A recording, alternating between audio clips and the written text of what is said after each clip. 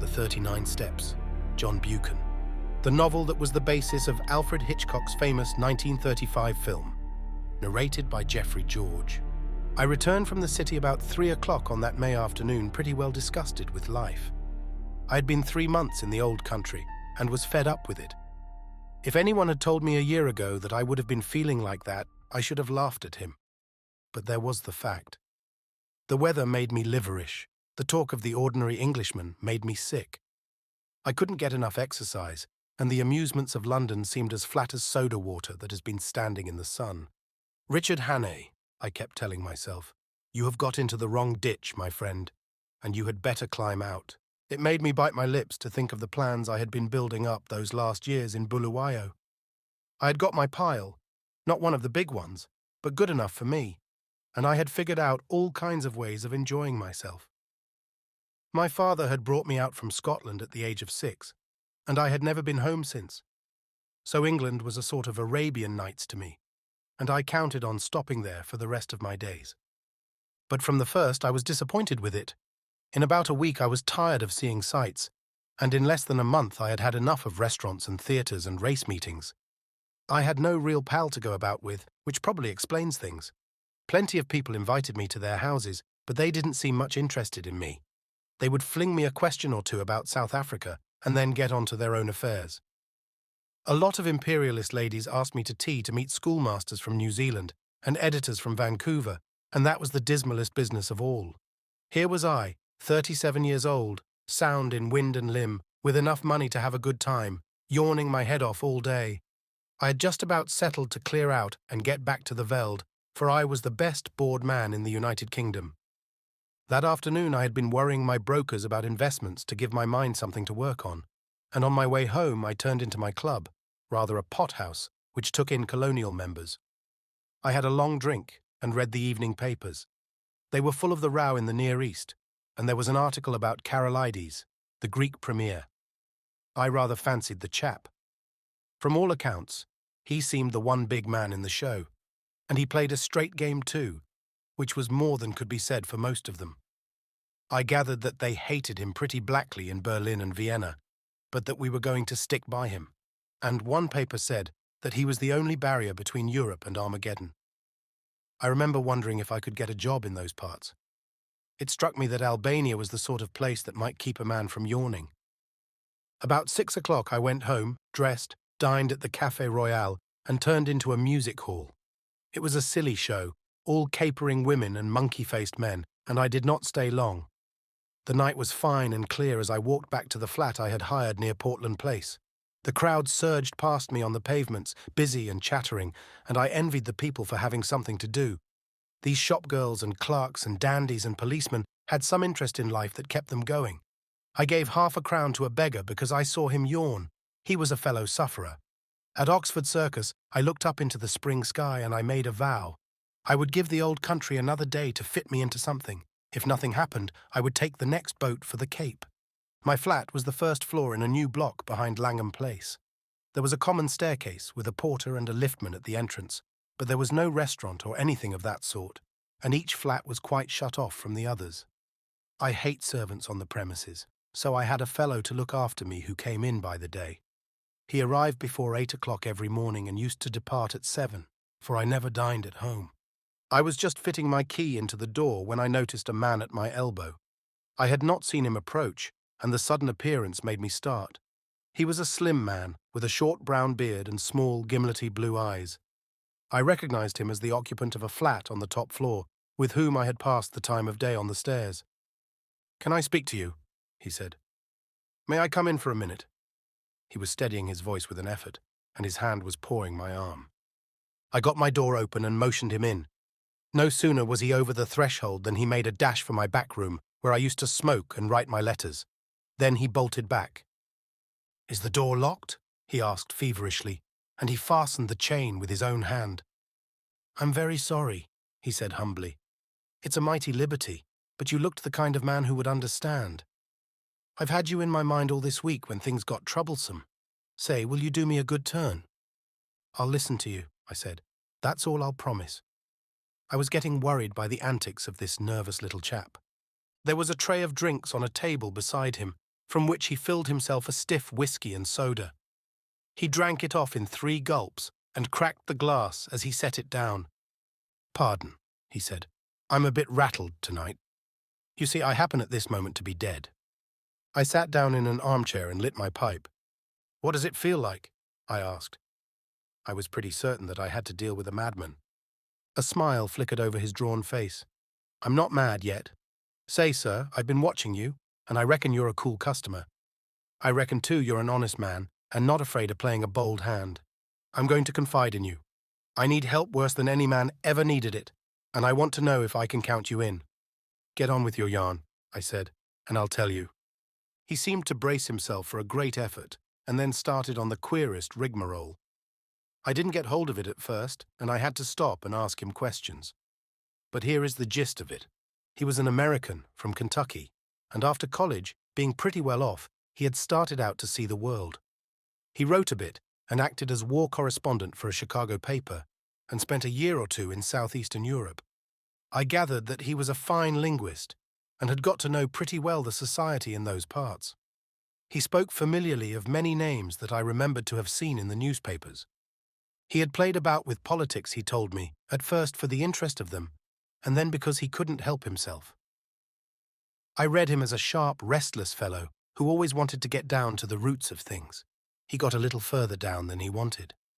I'm giving you what he told me as well as I could make it out. Away behind all the governments and the armies, there was a big subterranean movement going on, engineered by very dangerous people. He had come on it by accident. It fascinated him. He went further, and then he got caught.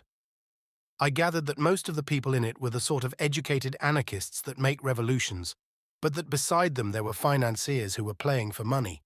A clever man can make big profits on a falling market, and it suited the book of both classes to set Europe by the ears.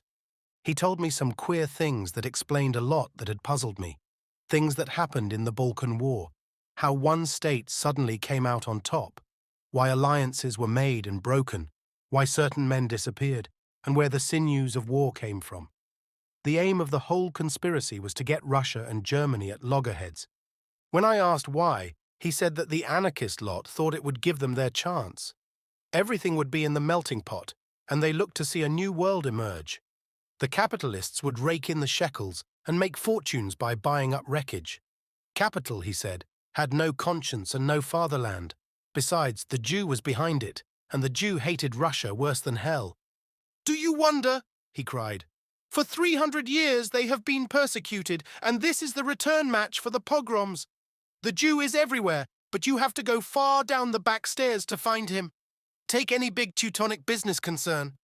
If you have dealings with it, the first man you meet is Prince von Unzu something, an elegant young man who talks Eton and Harrow English. But he cuts no ice. If your business is big, you get behind him and find a Prognathus Westphalian with a retreating brow and the manners of a hog. He is the German businessman that gives your English papers the shakes.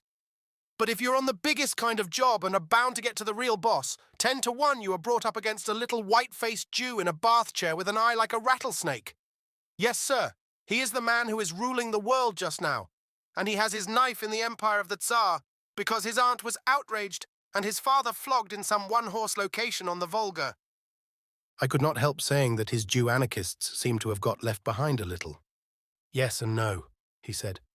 "They won up to a point, but they struck a bigger thing than money, a thing that couldn't be bought, the old elemental fighting instincts of man. If you're going to be killed, you invent some kind of flag and country to fight for, and if you survive, you get to love the thing.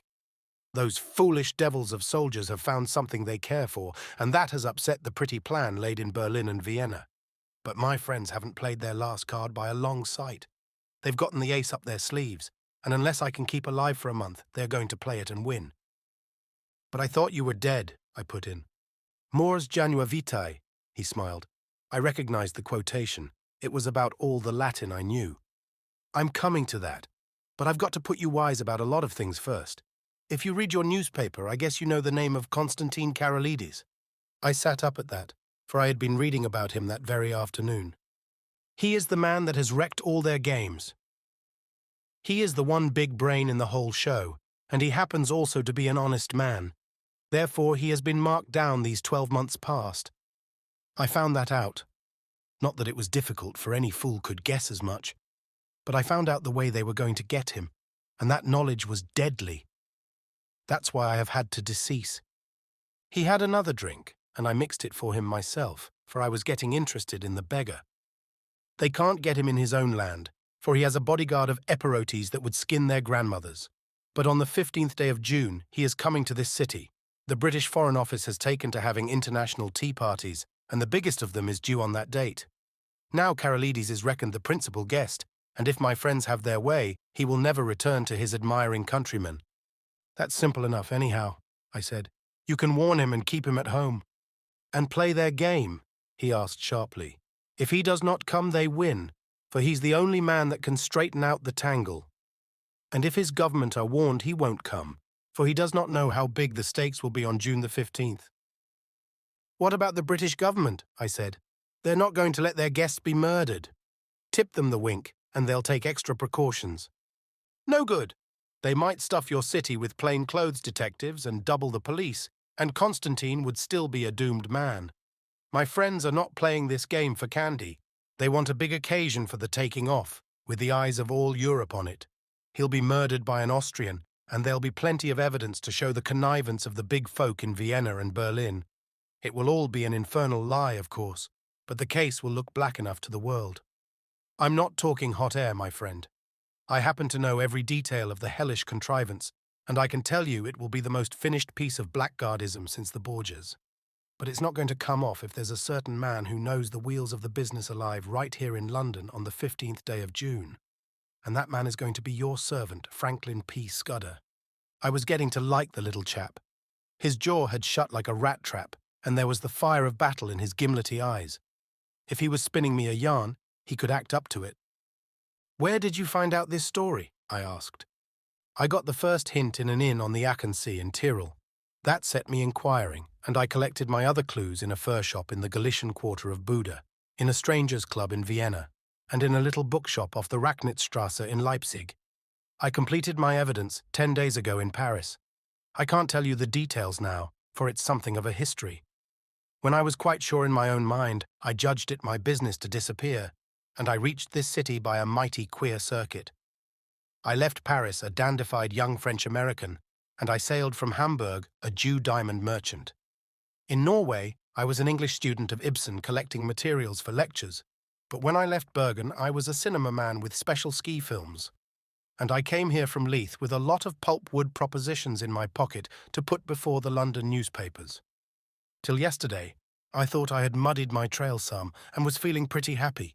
Then, the recollection seemed to upset him, and he gulped down some more whiskey. Then I saw a man standing in the street outside this block.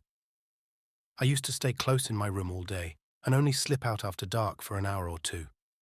I watched him for a bit from my window, and I thought I recognized him. He came in and spoke to the porter. When I came back from my walk last night, I found a card in my letterbox. It bore the name of the man I want least to meet on God's earth. I think that the look in my companion's eyes, the sheer naked scare on his face, completed my conviction of his honesty. My own voice sharpened a bit as I asked him what he did next. I realized that I was bottled as sure as a pickled herring, and that there was only one way out. I had to die. If my pursuers knew I was dead, they would go to sleep again. How did you manage it? I told the man that valets me that I was feeling pretty bad, and I got myself up to look like death. That wasn't difficult, for I'm no slouch at disguises. Then I got a corpse. You can always get a body in London if you know where to go for it. I fetched it back in a trunk on the top of a four-wheeler, and I had to be assisted upstairs to my room. You see, I had to pile up some evidence for the inquest. I went to bed and got my man to mix me a sleeping draught, and then told him to clear out. He wanted to fetch a doctor, but I swore some and said I couldn't abide leeches. When I was left alone, I started in to fake up that corpse. He was my size, and I judged had perished from too much alcohol, so I put some spirits handy about the place. The jaw was the weak point in the likeness, so I blew it away with a revolver. I dare say there will be somebody tomorrow to swear to having heard a shot, but there are no neighbours on my floor, and I guessed I could risk it. So I left the body in bed dressed up in my pyjamas, with a revolver lying on the bedclothes and a considerable mess around. Then I got into a suit of clothes I'd kept waiting for emergencies. I didn't dare to shave for fear of leaving tracks, and besides, it wasn't any kind of use my trying to get into the streets. I had had you in my mind all day, and there seemed nothing to do but to make an appeal to you. I watched from my window till I saw you come home, and then slipped down the stair to meet you. There, sir. I guess you know about as much as me of this business." He sat blinking like an owl, fluttering with nerves and yet desperately determined. By this time, I was pretty well convinced that he was going straight with me. It was the wildest sort of narrative, but I had heard in my time many steep tales which had turned out to be true, and I had made a practice of judging the man rather than the story. If he had wanted to get a location in my flat and then cut my throat, he would have pitched a milder yarn. "Hand me your key," I said, "and I'll take a look at the corpse. Excuse my caution, but I'm bound to verify a bit if I can." He shook his head mournfully. "I reckoned you'd ask for that, but I haven't got it. It's on my chain on the dressing table. I had to leave it behind, for I couldn't leave any clues to breed suspicions. The gentry who are after me are pretty bright-eyed citizens. You'll have to take me on trust for the night, and tomorrow you'll get proof of the corpse business right enough." I thought for an instant or two. "Right. I'll trust you for the night. I'll lock you into this room and keep the key. Just one word, Mr. Scudder. I believe you're straight, but if so be you are not, I should warn you that I'm a handy man with a gun." "Sure," he said, jumping up with some briskness. "I haven't the privilege of your name, sir, but let me tell you that you're a white man. I'll thank you to lend me a razor." I took him into my bedroom and turned him loose. In half an hour's time, a figure came out that I scarcely recognized. Only his gimlety, hungry eyes were the same. He was shaved clean, his hair was parted in the middle, and he had cut his eyebrows. Further, he carried himself as if he had been drilled and was the very model, even to the brown complexion, of some British officer who had had a long spell in India. He had a monocle too, which he stuck in his eye, and every trace of the American had gone out of his speech. "My hat, Mr. Scudder," I stammered. "Not Mr. Scudder," he corrected. "Captain Theophilus Digby of the 40th Gurkhas, presently home on leave." "I'll thank you to remember that, sir." I made him up a bed in my smoking room and sought my own couch, more cheerful than I had been for the past month. Things did happen occasionally, even in this God-forgotten metropolis. I woke next morning to hear my man Paddock making the deuce of a row at the smoking room door. Paddock was a fellow I had done a good turn to out on the Selakwe, and I had inspanned him as my servant as soon as I got to England. He had about as much gift of the gab as a hippopotamus, and was not a great hand at valeting, but I knew I could count on his loyalty. "Stop that row, Paddock," I said. "There's a friend of mine, Captain, I couldn't remember the name, dossing down in there. Get breakfast for two, and then come and speak to me." I told Paddock a fine story about how my friend was a great swell, with his nerves pretty bad from overwork, who wanted absolute rest and stillness. Nobody had got to know he was here, or he would be besieged by communications from the India office and the Prime Minister, and his cure would be ruined. I'm bound to say Scudder played up splendidly when he came to breakfast. He fixed Paddock with his eyeglass, just like a British officer, asked him about the Boer War, and slung out at me a lot of stuff about imaginary pals. Paddock couldn't learn to call me sir, but he sirred Scudder as if his life depended on it. I left him with the newspaper and a box of cigars, and went down to the city till luncheon. When I got back, the liftman had an important face. "Nasty business, 'ere this morning, sir. Gent in number. 15 been and shot hisself. They've just took him to the mortuary. The police are up there now." I ascended to number 15 and found a couple of bobbies and an inspector busy making an examination. I asked a few idiotic questions, and they soon kicked me out. Then I found the man that had valeted Scudder and pumped him, but I could see he suspected nothing. He was a whining fellow with a churchyard face, and half a crown went far to console him. I attended the inquest next day. A partner of some publishing firm gave evidence that the deceased had brought him wood pulp propositions, and had been, he believed, an agent of an American business. The jury found it a case of suicide while of unsound mind, and the few effects were handed over to the American consul to deal with. I gave Scudder a full account of the affair, and it interested him greatly. He said he wished he could have attended the inquest, for he reckoned it would be about as spicy as to read one's own obituary notice. The first 2 days he stayed with me in that back room, he was very peaceful. He read and smoked a bit, and made a heap of jottings in a notebook, and every night we had a game of chess, at which he beat me hollow. I think he was nursing his nerves back to health, for he had had a pretty trying time. But on the third day, I could see he was beginning to get restless. He fixed up a list of the days till June 15th, and ticked each off with a red pencil, making remarks in shorthand against them. I would find him sunk in a brown study, with his sharp eyes abstracted, and after those spells of meditation he was apt to be very despondent. Then I could see that he began to get edgy again. He listened for little noises, and was always asking me if Paddock could be trusted.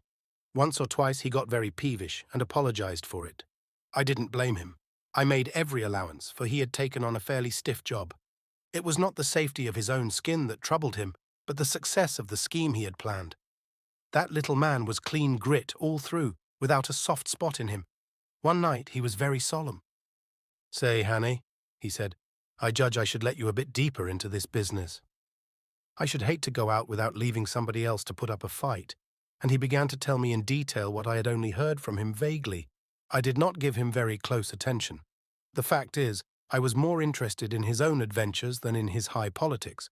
I reckoned that Carolides and his affairs were not my business, leaving all that to him. So a lot that he said slipped clean out of my memory. I remember that he was very clear that the danger to Carolides would not begin till he had got to London, and would come from the very highest quarters, where there would be no thought of suspicion. He mentioned the name of a woman, Julia Czechenyi, as having something to do with the danger. She would be the decoy, I gathered, to get Carolides out of the care of his guards. He talked, too, about a black stone and a man that lisped in his speech, and he described very particularly somebody that he never referred to without a shudder, an old man with a young voice who could hood his eyes like a hawk. He spoke a good deal about death, too. He was mortally anxious about winning through with his job, but he didn't care a rush for his life. "I reckon it's like going to sleep when you're pretty well tired out, and waking to find a summer day with the scent of hay coming in at the window. I used to thank God for such mornings way back in the bluegrass country, and I guess I'll thank him when I wake up on the other side of Jordan." Next day he was much more cheerful and read the life of Stonewall Jackson much of the time. I went out to dinner with a mining engineer I had got to see on business, and came back about 10:30 in time for our game of chess, before turning in. I had a cigar in my mouth, I remember, as I pushed open the smoking room door. The lights were not lit, which struck me as odd. I wondered if Scudder had turned in already. I snapped the switch, but there was nobody there. Then I saw something in the far corner which made me drop my cigar and fall into a cold sweat. My guest was lying sprawled on his back. There was a long knife through his heart which skewered him to the floor. Chapter 2. The milkman sets out on his travels. I sat down in an armchair and felt very sick. That lasted for maybe 5 minutes, and was succeeded by a fit of the horrors.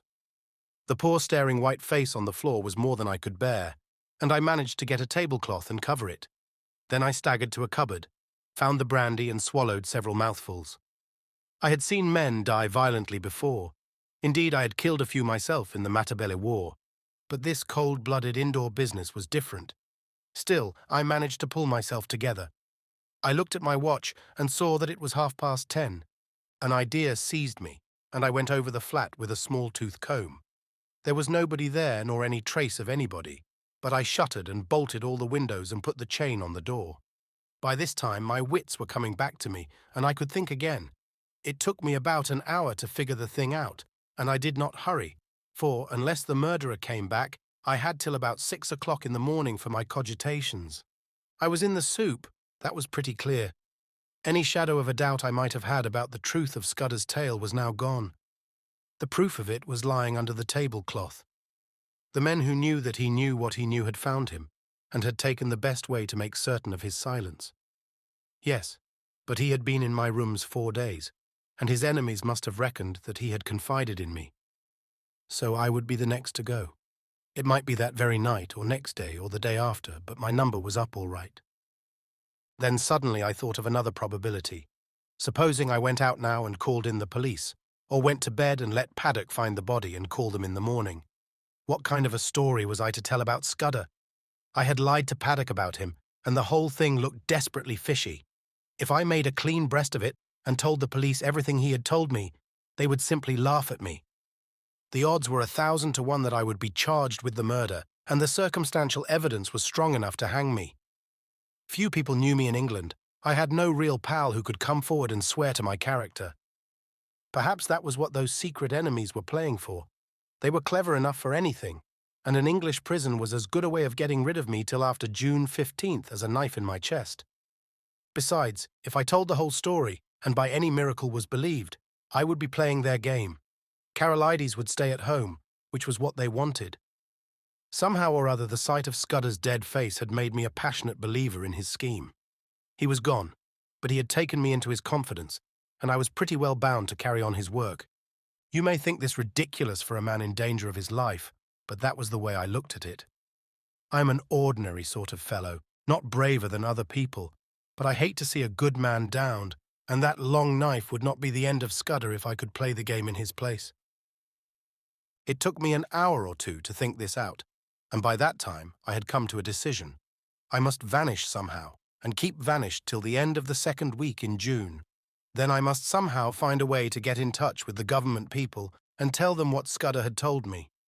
I wished to heaven he had told me more, and that I had listened more carefully to the little he had told me. I knew nothing but the barest facts. There was a big risk that, even if I weathered the other dangers, I would not be believed in the end. I must take my chance of that, and hope that something might happen which would confirm my tale in the eyes of the government. My first job was to keep going for the next 3 weeks. It was now the 24th day of May, and that meant 20 days of hiding before I could venture to approach the powers that be. I reckoned that 2 sets of people would be looking for me, Scudder's enemies to put me out of existence, and the police, who would want me for Scudder's murder. It was going to be a giddy hunt, and it was queer how the prospect comforted me. I had been slack so long that almost any chance of activity was welcome. When I had to sit alone with that corpse and wait on fortune, I was no better than a crushed worm. But if my next safety was to hang on my own wits, I was prepared to be cheerful about it. My next thought was whether Scudder had any papers about him to give me a better clue to the business. I drew back the tablecloth and searched his pockets, for I had no longer any shrinking from the body. The face was wonderfully calm for a man who had been struck down in a moment. There was nothing in the breast pocket, and only a few loose coins, and a cigar holder in the waistcoat. The trousers held a little penknife and some silver, and the side pocket of his jacket contained an old crocodile-skin cigar case. There was no sign of the little black book in which I had seen him making notes. That had no doubt been taken by his murderer. But as I looked up from my task, I saw that some drawers had been pulled out in the writing table. Scudder would never have left them in that state, for he was the tidiest of mortals. Someone must have been searching for something, perhaps for the pocketbook.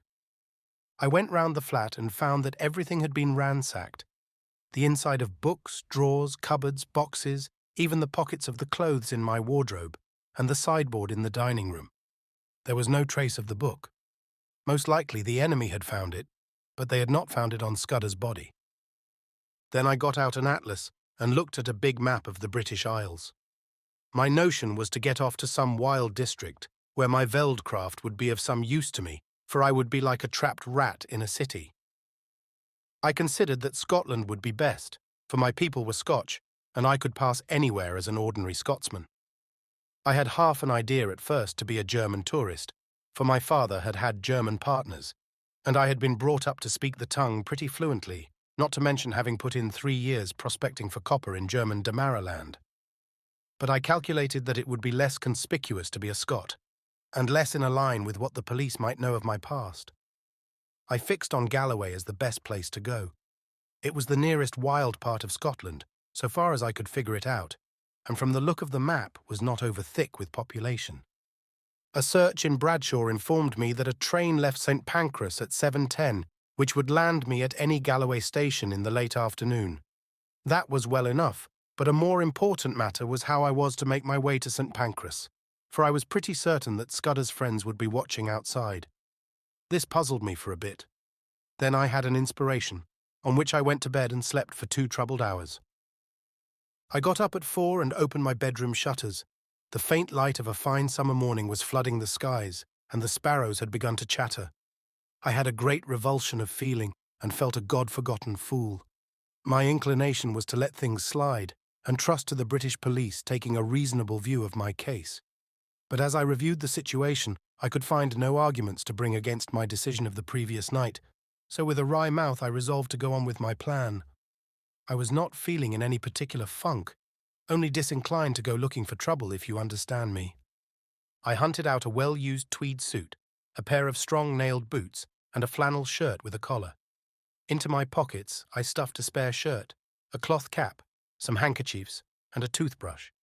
I had drawn a good sum in gold from the bank 2 days before, in case Scudder should want money, and I took £50 of it in sovereigns in a belt which I had brought back from Rhodesia. That was about all I wanted. Then I had a bath and cut my moustache, which was long and drooping, into a short, stubbly fringe. Now came the next step. Paddock used to arrive punctually at 7:30 and let himself in with a latchkey. But about 20 minutes to 7, as I knew from bitter experience, the milkman turned up with a great clatter of cans and deposited my share outside my door. I had seen that milkman sometimes when I had gone out for an early ride. He was a young man about my own height, with an ill-nourished moustache, and he wore a white overall. On him, I staked all my chances. I went into the darkened smoking room, where the rays of morning light were beginning to creep through the shutters. There I breakfasted off a whiskey and soda and some biscuits from the cupboard. By this time it was getting on for 6 o'clock.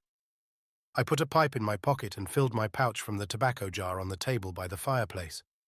As I poked into the tobacco, my fingers touched something hard, and I drew out Scudder's little black pocketbook. That seemed to me a good omen.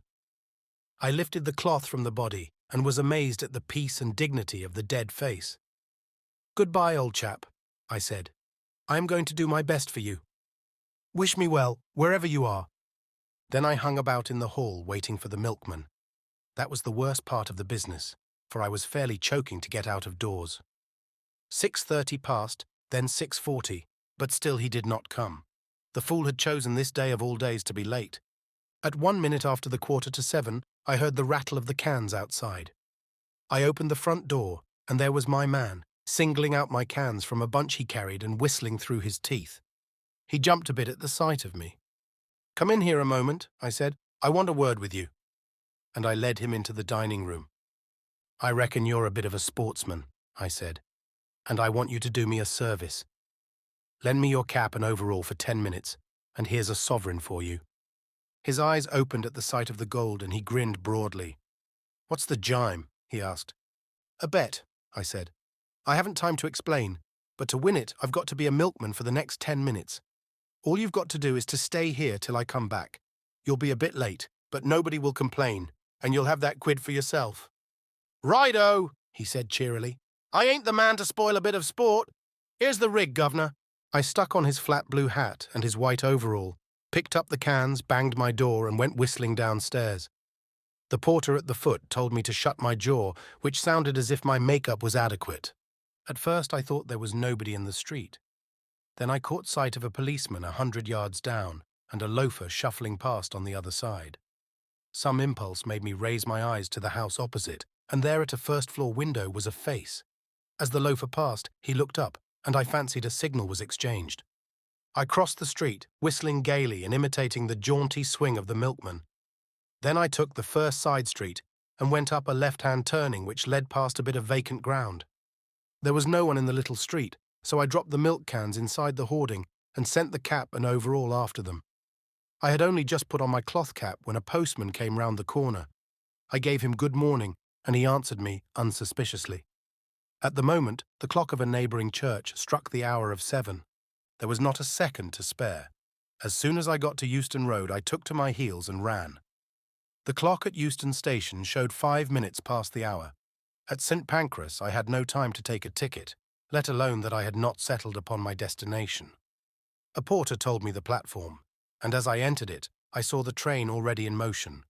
2 station officials blocked the way, but I dodged them and clambered into the last carriage. 3 minutes later, as we were roaring through the northern tunnels, an irate guard interviewed me. He wrote out for me a ticket to Newton Stewart, a name which had suddenly come back to my memory, and he conducted me from the first-class compartment, where I had ensconced myself, to a third-class smoker, occupied by a sailor and a stout woman with a child. He went off grumbling, and as I mopped my brow, I observed to my companions in my broadest Scots that it was a sore job catching trains. I had already entered upon my part.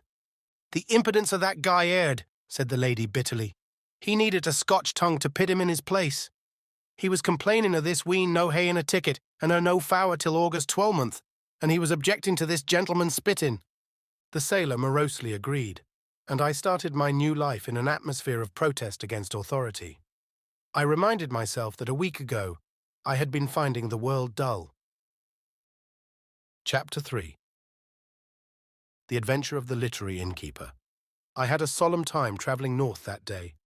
It was fine May weather, with the hawthorn flowering on every hedge, and I asked myself why, when I was still a free man, I had stayed on in London and not got the good of this heavenly country. I didn't dare face the restaurant car, but I got a luncheon basket at Leeds and shared it with the fat woman. Also, I got the morning's papers, with news about starters for the Derby and the beginning of the cricket season, and some paragraphs about how Balkan affairs were settling down and a British squadron was going to Kiel. When I'd done with them, I got out Scudder's little black pocketbook and studied it. It was pretty well filled with jottings, chiefly figures, though now and then a name was printed in. For example, I found the words Hofgaard, Loonville, and avocado pretty often, and especially the word Pavia. Now I was certain that Scudder never did anything without a reason, and I was pretty sure that there was a cipher in all this. That is a subject which has always interested me, and I did a bit at it myself once as intelligence officer at Delagoa Bay during the Boer War. I have a head for things like chess and puzzles, and I used to reckon myself pretty good at finding out ciphers. This one looked like the numerical kind where sets of figures correspond to the letters of the alphabet, but any fairly shrewd man can find the clue to that sort after an hour or two's work, and I didn't think Scudder would have been content with anything so easy. So I fastened on the printed words, for you can make a pretty good numerical cipher if you have a key word which gives you the sequence of the letters. I tried for hours, but none of the words answered. Then I fell asleep and woke at Dumfries just in time to bundle out and get into the slow Galloway train.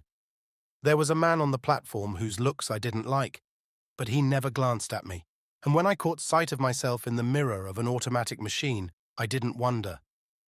With my brown face, my old tweeds and my slouch, I was the very model of one of the hill farmers who were crowding into the third-class carriages.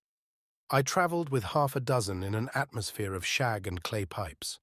They had come from the weekly market, and their mouths were full of prices.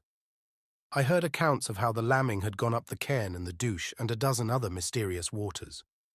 Above half the men had lunched heavily and were highly flavoured with whisky, so they took no notice of me. We rumbled slowly into a land of little wooded glens, and then to a great wide moorland place, gleaming with lochs, with high blue hills showing northwards. About 5 o'clock the carriage had emptied, and I was left alone as I had hoped. I got out at the next station, a little place whose name I scarcely noted, set right in the heart of a bog. It reminded me of one of those forgotten little stations in the Karoo. An old station master was digging in his garden, and with his spade over his shoulder sauntered to the train, took charge of a parcel, and went back to his potatoes. A child of 10 received my ticket, and I emerged on a white road that straggled over the brown moor. It was a gorgeous spring evening, with every hill showing as clear as a cut amethyst. The air had the queer, rooty smell of bogs, but it was as fresh as mid-ocean, and it had the strangest effect on my spirits. I actually felt light-hearted. I might have been a boy out for a spring holiday tramp instead of a man of 37, very much wanted by the police. I felt just as I used to feel when I was starting for a big trek on a frosty morning on the High Veld. If you believe me, I swung along that road whistling. There was no plan of campaign in my head, only just to go on and on in this blessed, honest-smelling hill country, for every mile put me in better humour with myself. In a roadside planting, I cut a walking stick of hazel, and presently struck off the highway up a bypath which followed the glen of a brawling stream. I reckoned that I was still far ahead of any pursuit, and for that night might please myself. It was some hours since I had tasted food, and I was getting very hungry when I came to a herd's cottage set in a nook beside a waterfall. A brown-faced woman was standing by the door and greeted me with the kindly shyness of moorland places. When I asked for a night's lodging, she said I was welcome to the bed in the loft, and very soon she set before me a hearty meal of ham and eggs, scones, and thick sweet milk. At the darkening, her man came in from the hills, a lean giant, who in one step covered as much ground as 3 paces of ordinary mortals. They asked me no questions, for they had the perfect breeding of all dwellers in the wilds, but I could see they set me down as a kind of dealer, and I took some trouble to confirm their view. I spoke a lot about cattle, of which my host knew little, and I picked up from him a good deal about the local Galloway markets, which I tucked away in my memory for future use. At 10 I was nodding in my chair, and the bed in the loft received a weary man who never opened his eyes till 5 o'clock, set the little homestead a-going once more. They refused any payment, and by 6 I had breakfasted and was striding southwards again. My notion was to return to the railway line a station or 2 farther on than the place where I had alighted yesterday, and to double back. I reckoned that that was the safest way, for the police would naturally assume that I was always making farther from London in the direction of some western port. I thought I had still a good bit of a start, for as I reasoned, it would take some hours to fix the blame on me, and several more to identify the fellow who got on board the train at St. Pancras. It was the same jolly, clear spring weather, and I simply could not contrive to feel careworn. Indeed, I was in better spirits than I had been for months. Over a long ridge of moorland I took my road, skirting the side of a high hill which the herd had called Cairnsmore of Fleet. Nesting curlews and plovers were crying everywhere, and the links of green pasture by the streams were dotted with young lambs. All the slackness of the past months was slipping from my bones, and I stepped out like a 4-year-old. By and by I came to a swell of moorland which dipped to the vale of a little river, and a mile away in the heather I saw the smoke of a train. The station, when I reached it, proved to be ideal for my purpose. The moor surged up around it and left room only for the single line, the slender siding, a waiting room, an office, the station master's cottage, and a tiny yard of gooseberries and sweet william. There seemed no road to it from anywhere, and to increase the desolation, the waves of a tarn lapped on their grey granite beach half a mile away.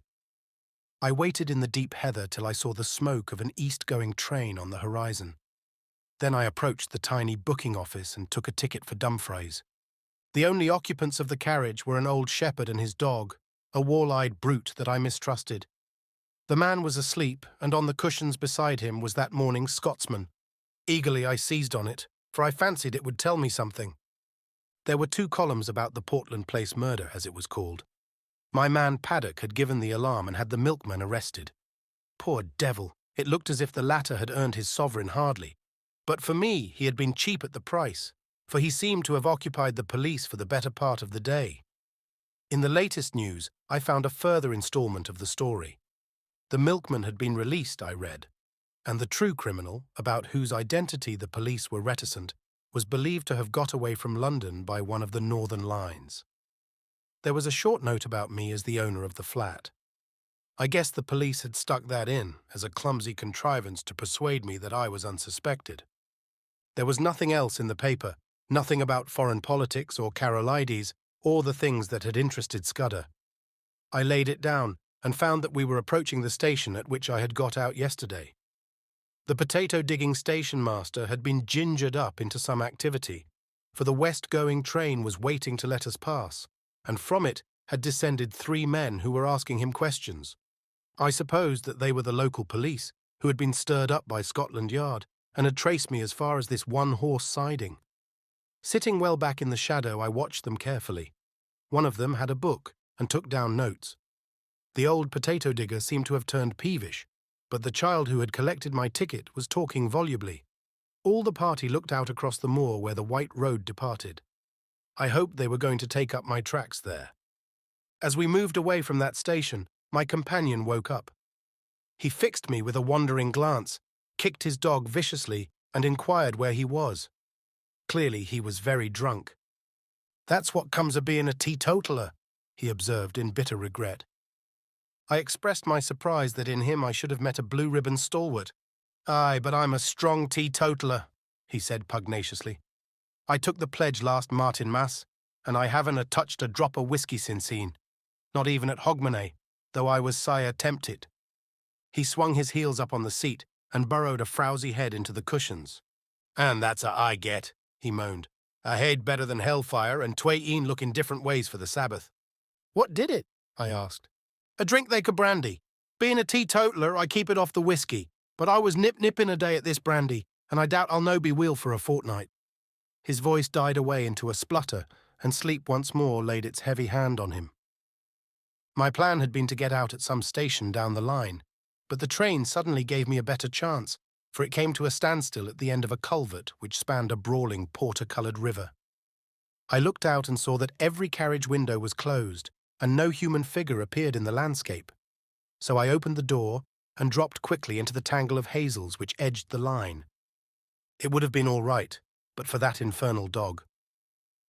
Under the impression that I was decamping with its master's belongings, it started to bark, and all but got me by the trousers. This woke up the herd, who stood bawling at the carriage door in the belief that I had committed suicide.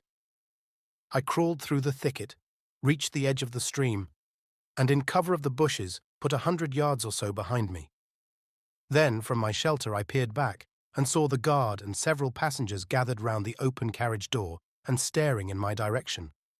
I could not have made a more public departure if I had left with a bugler and a brass band. Happily, the drunken herd provided a diversion. He and his dog, which was attached by a rope to his waist, suddenly cascaded out of the carriage, landed on their heads on the track, and rolled some way down the bank towards the water. In the rescue which followed, the dog bit somebody, for I could hear the sound of hard swearing. Presently they had forgotten me, and when after a quarter of a mile's crawl I ventured to look back, the train had started again and was vanishing in the cutting. I was in a wide semicircle of moorland, with the brown river as radius, and the high hills forming the northern circumference. There was not a sign or sound of a human being, only the plashing water and the interminable crying of curlews. Yet, oddly enough, for the first time I felt the terror of the hunted on me. It was not the police that I thought of, but the other folk who knew that I knew Scudder's secret and dared not let me live. I was certain that they would pursue me with a keenness and vigilance unknown to the British law, and that once their grip closed on me I should find no mercy. I looked back, but there was nothing in the landscape. The sun glinted on the metals of the line and the wet stones in the stream, and you could not have found a more peaceful sight in the world. Nevertheless, I started to run. Crouching low in the runnels of the bog, I ran till the sweat blinded my eyes. The mood did not leave me till I had reached the rim of mountain and flung myself panting on a ridge high above the young waters of the Brown River. From my vantage ground I could scan the whole moor right away to the railway line and to the south of it where green fields took the place of heather. I have eyes like a hawk, but I could see nothing moving in the whole countryside. Then I looked east beyond the ridge and saw a new kind of landscape, shallow green valleys with plentiful fir plantations and the faint lines of dust which spoke of highroads.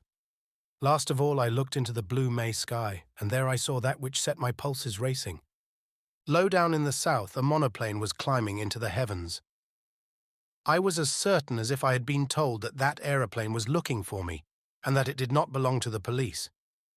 For an hour or two I watched it from a pit of heather. It flew low along the hilltops, and then in narrow circles over the valley up which I had come. Then it seemed to change its mind, rose to a great height, and flew away back to the south. I did not like this espionage from the air, and I began to think less well of the countryside I had chosen for a refuge. These heather hills were no sort of cover if my enemies were in the sky, and I must find a different kind of sanctuary. I looked with more satisfaction to the green country beyond the ridge, for there I should find woods and stone houses. About 6 in the evening I came out of the moorland to a white ribbon of road which wound up the narrow vale of a lowland stream. As I followed it, fields gave place to bent, the glen became a plateau, and presently I had reached a kind of pass where a solitary house smoked in the twilight.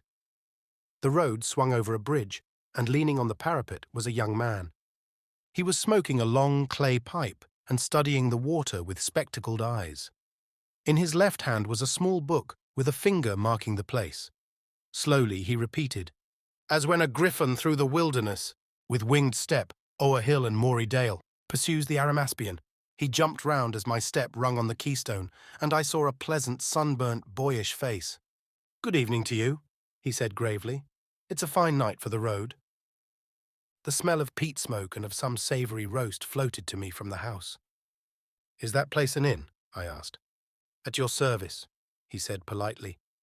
"I am the landlord, sir, and I hope you will stay the night, for to tell you the truth, I have had no company for a week." I pulled myself up on the parapet of the bridge and filled my pipe. I began to detect an ally.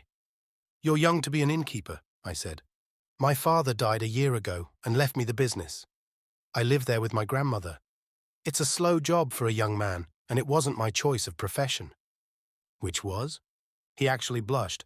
"I want to write books," he said. "And what better chance could you ask?" I cried.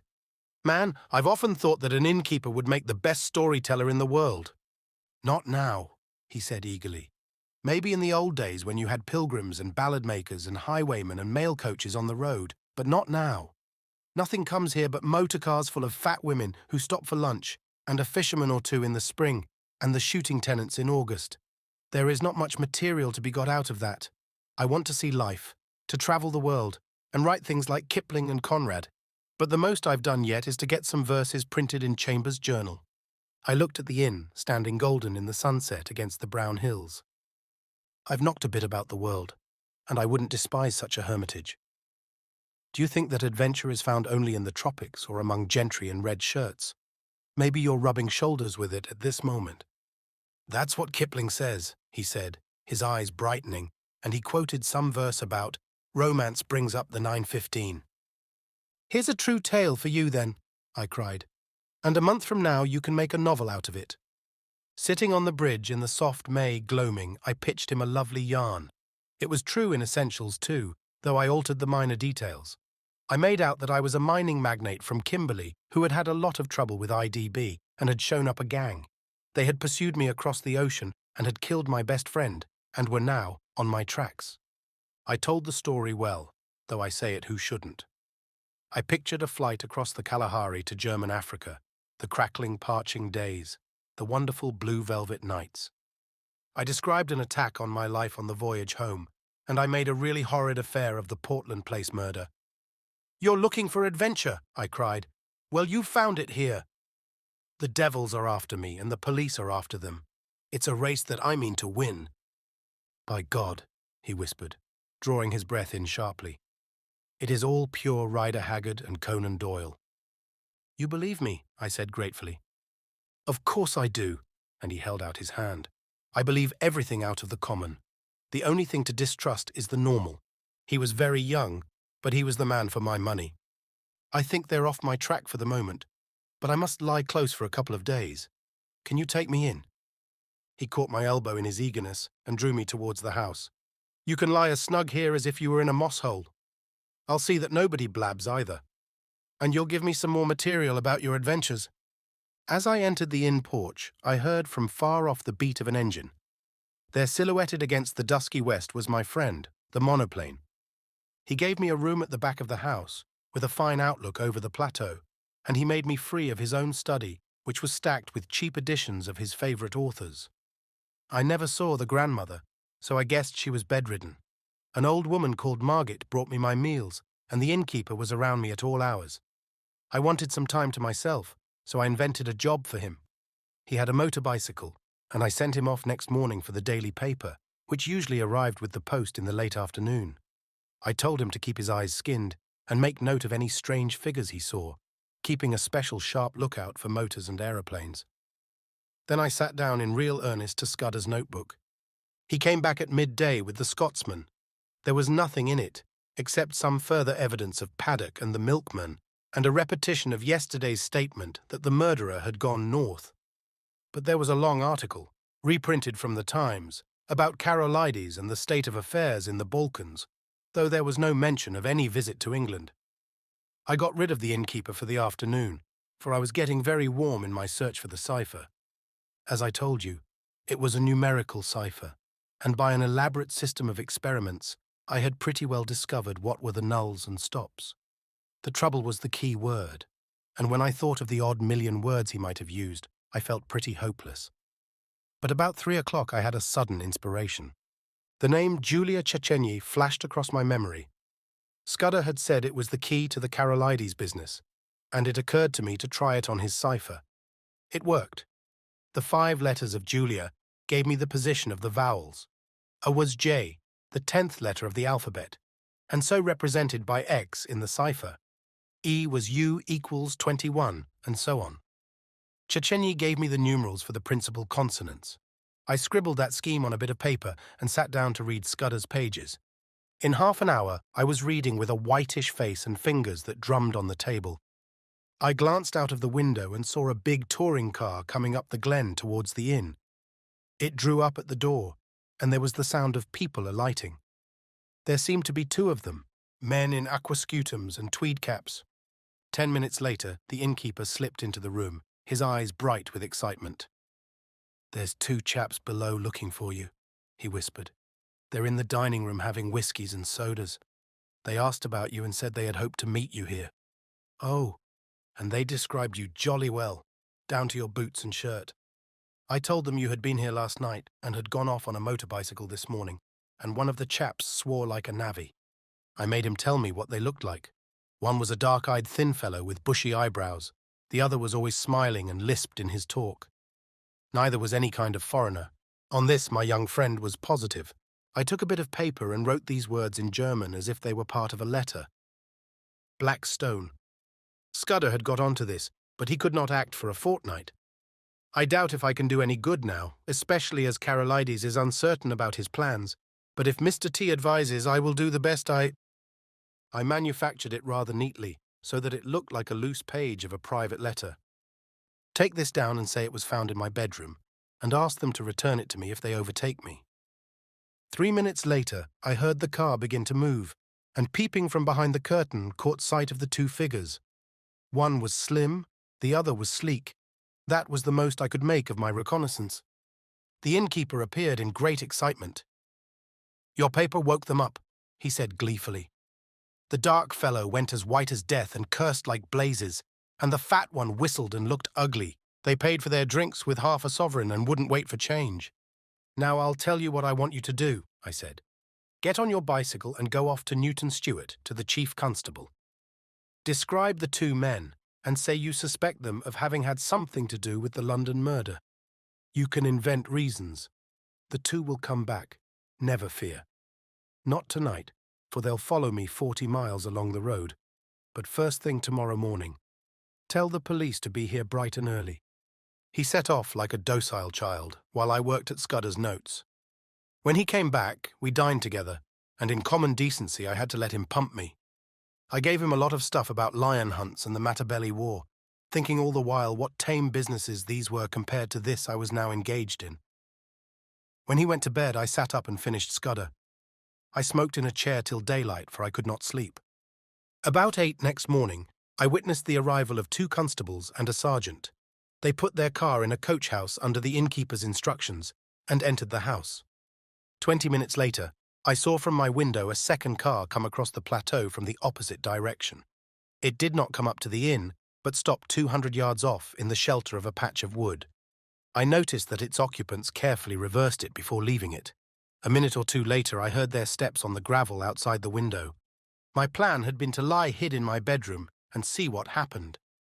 I had a notion that, if I could bring the police and my other more dangerous pursuers together, something might work out of it to my advantage.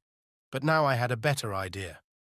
I scribbled a line of thanks to my host, opened the window, and dropped quietly into a gooseberry bush. Unobserved, I crossed the dike, crawled down the side of a tributary burn, and won the high road on the far side of the patch of trees. There stood the car, very spick and span in the morning sunlight, but with the dust on her which told of a long journey. I started her, jumped into the chauffeur's seat, and stole gently out onto the plateau. Almost at once the road dipped so that I lost sight of the inn, but the wind seemed to bring me the sound of angry voices. Chapter 4. The Adventure of the Radical Candidate. You may picture me driving that 40-horsepower car for all she was worth over the crisp moor roads on that shining May morning, glancing back at first over my shoulder and looking anxiously to the next turning, then driving with a vague eye, just wide enough awake to keep on the highway. for I was thinking desperately of what I had found in Scudder's pocketbook. The little man had told me a pack of lies. All his yarns about the Balkans and the Jew anarchists and the Foreign Office Conference were eyewash, and so was Carolides. And yet not quite, as you shall hear. I had staked everything on my belief in his story, and had been let down. Here was his book telling me a different tale, and instead of being once bitten, twice shy, I believed it absolutely. Why, I don't know. It rang desperately true, and the first yarn, if you understand me, had been in a queer way true also in spirit. The 15th day of June was going to be a day of destiny, a bigger destiny than the killing of a dago. It was so big that I didn't blame Scudder for keeping me out of the game and wanting to play a lone hand. That, I was pretty clear, was his intention. He had told me something which sounded big enough, but the real thing was so immortally big that he, the man who had found it out, wanted it all for himself. I didn't blame him. It was risks, after all, that he was chiefly greedy about. The whole story was in the notes, with gaps, you understand, which he would have filled up from his memory. He stuck down his authorities too, and had an odd trick of giving them all a numerical value, and then striking a balance, which stood for the reliability of each stage in the yarn. The 4 names he had printed were authorities, and there was a man, Ducrone, who got 5 out of a possible 5, and another fellow, Amersfoort, who got 3. The bare bones of the tale were all that was in the book, these and one queer phrase which occurred half a dozen times inside brackets. 39 steps was the phrase, and at its last time of use it ran, 39 steps, I counted them, high tide 10:17 p.m. I could make nothing of that. The first thing I learned was that it was no question of preventing a war. That was coming, as sure as Christmas, had been arranged, said Scudder, ever since February 1912. Carolides was going to be the occasion. He was booked all right, and was to hand in his checks on June 14th, 2 weeks and 4 days from that May morning. I gathered from Scudder's notes that nothing on earth could prevent that. His talk of Epirote guards that would skin their own grandmothers was all Billy-O. The second thing was that this war was going to come as a mighty surprise to Britain. Carolides' death would set the Balkans by the ears, and then Vienna would chip in with an ultimatum. Russia wouldn't like that, and there would be high words. But Berlin would play the peacemaker and pour oil on the waters, till suddenly she would find a good cause for a quarrel, pick it up, and in 5 hours let fly at us. That was the idea, and a pretty good one too. Honey and fair speeches, and then a stroke in the dark. While we were talking about the goodwill and good intentions of Germany, our coast would be silently ringed with mines, and submarines would be waiting for every battleship. But all this depended upon the third thing, which was due to happen on June 15th. I would never have grasped this if I hadn't once happened to meet a French staff officer, coming back from West Africa, who had told me a lot of things.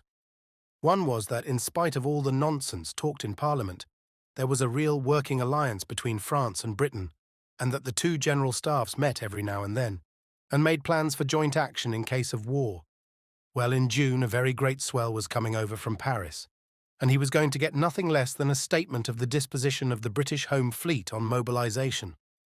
At least I gathered it was something like that. Anyhow, it was something uncommonly important. But on the 15th day of June, there were to be others in London, others, at whom I could only guess. Scudder was content to call them collectively the Black Stone. They represented not our allies, but our deadly foes. And the information, destined for France, was to be diverted to their pockets. And it was to be used, remember, used a week or 2 later with great guns and swift torpedoes, suddenly in the darkness of a summer night.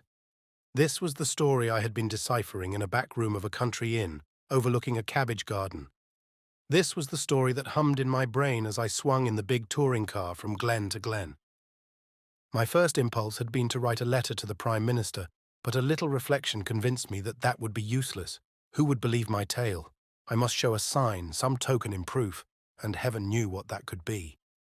Above all, I must keep going myself, ready to act when things got riper, and that was going to be no light job with the police of the British Isles in full cry after me and the watchers of the Black Stone running silently and swiftly on my trail. I had no very clear purpose in my journey, but I steered east by the sun, for I remembered from the map that if I went north I would come into a region of coal pits and industrial towns.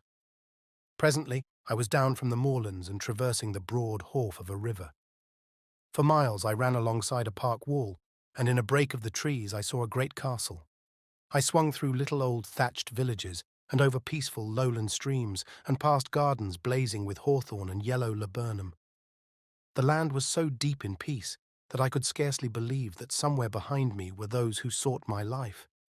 Aye, and that in a month's time, unless I had the almightiest of luck, these round country faces would be pinched and staring, and men would be lying dead in English fields. About midday I entered a long straggling village and had a mind to stop and eat. Halfway down was the post office, and on the steps of it stood the postmistress and a policeman hard at work conning a telegram. When they saw me, they wakened up, and the policeman advanced with raised hand and cried on me to stop. I nearly was fool enough to obey. Then it flashed upon me that the wire had to do with me, that my friends at the inn had come to an understanding and were united in desiring to see more of me, and that it had been easy enough for them to wire the description of me and the car to 30 villages through which I might pass. I released the brakes just in time. As it was, the policeman made a claw at the hood and only dropped off when he got my left in his eye. I saw that main roads were no place for me, and turned into the byways. It wasn't an easy job without a map, for there was the risk of getting onto a farm road and ending in a duck pond or a stable yard, and I couldn't afford that kind of delay. I began to see what an ass I had been to steal the car. The big green brute would be the safest kind of clue to me over the breadth of Scotland. If I left it and took to my feet, it would be discovered in an hour or two, and I would get no start in the race. The immediate thing to do was to get to the loneliest roads. These I soon found when I struck up a tributary of the big river and got into a glen with steep hills all about me and a corkscrew road at the end which climbed over a pass. Here I met nobody, but it was taking me too far north, so I slewed east along a bad track and finally struck a big double-line railway. Away below me I saw another broadish valley, and it occurred to me that if I crossed it, I might find some remote inn to pass the night. The evening was now drawing in, and I was furiously hungry, for I had eaten nothing since breakfast, except a couple of buns I had bought from a baker's cart. Just then I heard a noise in the sky, and lo and behold there was that infernal aeroplane flying low, about a dozen miles to the south and rapidly coming towards me. I had the sense to remember that on a bare moor I was at the aeroplane's mercy, and that my only chance was to get to the leafy cover of the valley. Down the hill I went like blue lightning, screwing my head round, whenever I dared, to watch that damned flying machine. Soon I was on a road between hedges and dipping to the deep-cut glen of a stream. Then came a bit of thick wood where I slackened speed. Suddenly on my left I heard the hoot of another car and realized to my horror that I was almost up on a couple of gateposts through which a private road debouched on the highway. My horn gave an agonized roar, but it was too late. I clapped on my brakes, but my impetus was too great, and there before me a car was sliding athwart my course. In a second there would have been the deuce of a wreck. I did the only thing possible and ran slap into the hedge on the right, trusting to find something soft beyond. But there I was mistaken. My car slithered through the hedge like butter, and then gave a sickening plunge forward. I saw what was coming, leapt on the seat and would have jumped out. But a branch of hawthorn got me in the chest, lifted me up and held me, while a ton or two of expensive metal slipped below me, bucked and pitched, and then dropped with an almighty smash 50 feet to the bed of the stream. Slowly that thorn let me go. I subsided first on the hedge and then very gently on a bower of nettles. As I scrambled to my feet, a hand took me by the arm, and a sympathetic and badly scared voice asked me if I were hurt. I found myself looking at a tall young man in goggles and a leather ulster, who kept on blessing his soul and whinnying apologies. For myself, once I got my wind back, I was rather glad than otherwise. This was one way of getting rid of the car. "My blame, sir," I answered him. "It's lucky that I did not add homicide to my follies. That's the end of my Scotch motor tour, but it might have been the end of my life." He plucked out a watch and studied it. "You're the right sort of fellow," he said.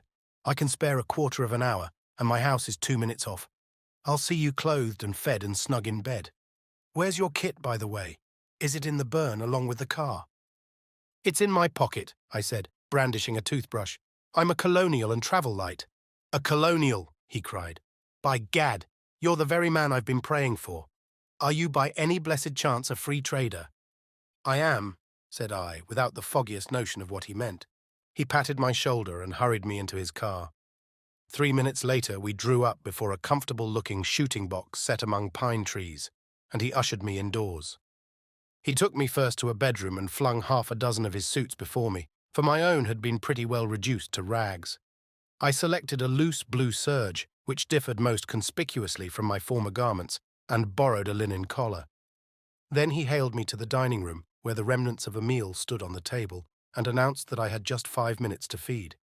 "You can take a snack in your pocket, and we'll have supper when we get back. I've got to be at the Masonic Hall at 8 o'clock, or my agent will comb my hair." I had a cup of coffee and some cold ham, while he yarned away on the hearthrug. "You find me in the deuce of a mess, Mr. By the by, you haven't told me your name. Twisden. Any relation of old Tommy Twisden of the 60th? No. Well, you see, I'm Liberal candidate for this part of the world, and I had a meeting on tonight at Brattleburn. That's my chief town, and an infernal Tory stronghold. I had got the colonial ex-premier fellow Crumpleton coming to speak for me tonight, and had the thing tremendously billed and the whole place ground-baited. This afternoon I had a wire from the ruffian saying he had got influenza at Blackpool, and here am I left to do the whole thing myself. I had meant to speak for 10 minutes and must now go on for 40. And though I've been racking my brains for 3 hours to think of something, I simply cannot last the course. Now you've got to be a good chap and help me. You're a free trader and can tell our people what a washout protection is in the colonies. All you fellows have the gift of the gab. I wish to heaven I had it. I'll be forevermore in your debt. I had very few notions about free trade one way or the other, but I saw no other chance to get what I wanted. My young gentleman was far too absorbed in his own difficulties to think how odd it was to ask a stranger who had just missed death by an ace and had lost a 1,000 guinea car to address a meeting for him on the spur of the moment. But my necessities did not allow me to contemplate oddnesses or to pick and choose my supports. "All right," I said. "I'm not much good as a speaker, but I'll tell them a bit about Australia." At my words, the cares of the ages slipped from his shoulders, and he was rapturous in his thanks. He lent me a big driving coat and never troubled to ask why I had started on a motor tour without possessing an ulster, and as we slipped down the dusty roads, poured into my ears the simple facts of his history. He was an orphan, and his uncle had brought him up. I've forgotten the uncle's name, but he was in the cabinet, and you can read his speeches in the papers. He had gone round the world after leaving Cambridge, and then, being short of a job, his uncle had advised politics. I gathered that he had no preference in parties. "Good chaps in both," he said cheerfully, "and plenty of blighters too. I'm Liberal because my family have always been Whigs. But if he was lukewarm politically, he had strong views on other things. He found out I knew a bit about horses and jawed away about the Derby entries, and he was full of plans for improving his shooting. Altogether, a very clean, decent, callow young man. As we passed through a little town, 2 policemen signalled us to stop and flashed their lanterns on us. "Beg pardon, Sir Harry," said one. "We've got instructions to look out for a car, and the description's no unlike yours." "Right-o," said my host, while I thanked Providence for the devious ways I had been brought to safety. After that he spoke no more, for his mind began to labour heavily with his coming speech. His lips kept muttering, his eye wandered, and I began to prepare myself for a second catastrophe. I tried to think of something to say myself, but my mind was dry as a stone. The next thing I knew, we had drawn up outside a door in a street and were being welcomed by some noisy gentlemen with rosettes. The hall had about 500 in it, women mostly, a lot of bald heads, and a dozen or 2 young men. The chairman, a weaselly minister with a reddish nose, lamented Crumpleton's absence, soliloquized on his influenza, and gave me a certificate as a trusted leader of Australian thought. There were 2 policemen at the door, and I hoped they took note of that testimonial. Then Sir Harry started. I never heard anything like it. He didn't begin to know how to talk. He had about a bushel of notes from which he read, and when he let go of them, he fell into one prolonged stutter. Every now and then, he remembered a phrase he had learned by heart, straightened his back, and gave it off like Henry Irving, and the next moment he was bent double and crooning over his papers. It was the most appalling rot, too. He talked about the German menace and said it was all a Tory invention to cheat the poor of their rights and keep back the great flood of social reform, but that organised labour realised this and laughed the Tories to scorn. He was all for reducing our navy as a proof of our good faith, and then sending Germany an ultimatum telling her to do the same, or we would knock her into a cocked hat. He said that, but for the Tories, Germany and Britain would be fellow workers in peace and reform. I thought of the little black book in my pocket. A giddy lot Scudder's friends cared for peace and reform. Yet in a queer way, I liked the speech.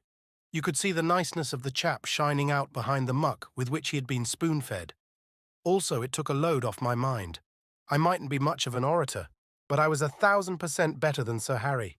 I didn't get on so badly when it came to my turn. I simply told them all I could remember about Australia, praying there should be no Australian there, all about its Labour Party and emigration and universal service.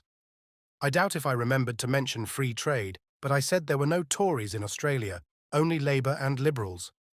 That fetched a cheer, and I woke them up a bit when I started in to tell them the kind of glorious business I thought could be made out of the empire if we really put our backs into it. Altogether, I fancy I was rather a success. The minister didn't like me, though, and when he proposed a vote of thanks, spoke of Sir Harry's speech as statesmanlike, and mine as having the eloquence of an emigration agent. When we were in the car again, my host was in wild spirits at having got his job over. "A ripping speech, Twisden," he said. "Now you're coming home with me.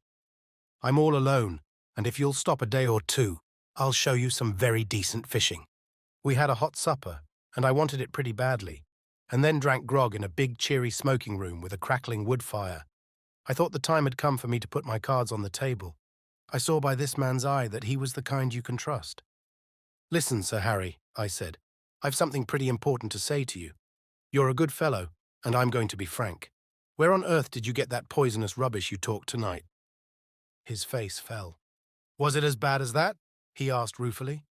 "It did sound rather thin. I got most of it out of the Progressive magazine and pamphlets that agent chap of mine keeps sending me. But you surely don't think Germany would ever go to war with us?" "Ask that question in 6 weeks and it won't need an answer," I said. "If you'll give me your attention for half an hour, I'm going to tell you a story." I can see yet that bright room with the deer's heads and the old prints on the walls, Sir Harry standing restlessly on the stone curb of the hearth, and myself lying back in an armchair, speaking. I seemed to be another person, standing aside and listening to my own voice, and judging carefully the reliability of my tale. It was the first time I had ever told anyone the exact truth, so far as I understood it, and it did me no end of good, for it straightened out the thing in my own mind. I blinked no detail. He heard all about Scudder and the milkman and the notebook and my doings in Galloway. Presently he got very excited and walked up and down the hearthrug. "So you see," I concluded, "you have got here in your house the man that is wanted for the Portland Place murder. Your duty is to send your car for the police and give me up. I don't think I'll get very far. There'll be an accident, and I'll have a knife in my ribs an hour or so after arrest. Nevertheless, it's your duty, as a law-abiding citizen. Perhaps in a month's time you'll be sorry, but you have no cause to think of that." He was looking at me with bright, steady eyes. "What was your job in Rhodesia, Mr. Hannay?" he asked. "Mining engineer," I said. "I've made my pile cleanly, and I've had a good time in the making of it. Not a profession that weakens the nerves, is it?" I laughed. "Oh, as to that, my nerves are good enough." I took down a hunting knife from a stand on the wall and did the old Mashona trick of tossing it and catching it in my lips. That wants a pretty steady heart. He watched me with a smile. "I don't want proofs. I may be an ass on the platform, but I can size up a man. You're no murderer and you're no fool, and I believe you are speaking the truth. I'm going to back you up. Now, what can I do? First, I want you to write a letter to your uncle. I've got to get in touch with the government people sometime before the 15th of June. He pulled his moustache. "That won't help you. This is Foreign Office business, and my uncle would have nothing to do with it. Besides, you'd never convince him. No, I'll go one better. I'll write to the permanent secretary at the Foreign Office. He's my godfather, and one of the best going. What do you want?" He sat down at a table and wrote to my dictation. The gist of it was that if a man called Twisden, I thought I had better stick to that name, turned up before June 15th, he was to entreat him kindly. He said Twisden would prove his bona fides by passing the word Black Stone and whistling Annie Laurie. "Good," said Sir Harry. "That's the proper style. By the way, you'll find my godfather, his name's Sir Walter Bullivant, down at his country cottage for Whitsuntide. It's close to Artinswell on the Kennet. That's done. Now, what's the next thing? You're about my height. Lend me the oldest tweed suit you've got. Anything will do, so long as the colour is the opposite of the clothes I destroyed this afternoon. Then show me a map of the neighbourhood and explain to me the lie of the land. Lastly, if the police come seeking me, just show them the car in the glen. If the other lot turn up, tell them I caught the South Express after your meeting. He did, or promised to do, all these things. I shaved off the remnants of my moustache and got inside an ancient suit of what I believe is called heather mixture. The map gave me some notion of my whereabouts and told me the two things I wanted to know: where the main railway to the south could be joined, and what were the wildest districts near at hand. At 2 o'clock, he wakened me from my slumbers in the smoking-room armchair and led me blinking into the dark, starry night. An old bicycle was found in a tool shed and handed over to me. "First turn to the right up by the long fir wood," he enjoined. "By daybreak you'll be well into the hills. Then I should pitch the machine into a bog and take to the moors on foot. You can put in a week among the shepherds and be as safe as if you were in New Guinea." I pedalled diligently up steep roads of hill gravel till the skies grew pale with morning. As the mists cleared before the sun, I found myself in a wide green world with glens falling on every side and a faraway blue horizon. Here, at any rate, I could get early news of my enemies. Chapter 5. The Adventure of the Spectacled Roadman. I sat down on the very crest of the pass and took stock of my position. Behind me was the road climbing through a long cleft in the hills, which was the upper glen of some notable river. In front was a flat space of maybe a mile, all pitted with bog holes and rough with tussocks, and then beyond it the road fell steeply down another glen to a plain whose blue dimness melted into the distance. To left and right were round-shouldered green hills as smooth as pancakes, but to the south, that is the left hand, there was a glimpse of high heathery mountains, which I remembered from the map as the big knot of hill which I had chosen for my sanctuary. I was on the central boss of a huge upland country and could see everything moving for miles. In the meadows below the road, half a mile back, a cottage smoked, but it was the only sign of human life. Otherwise, there was only the calling of plovers and the tinkling of little streams.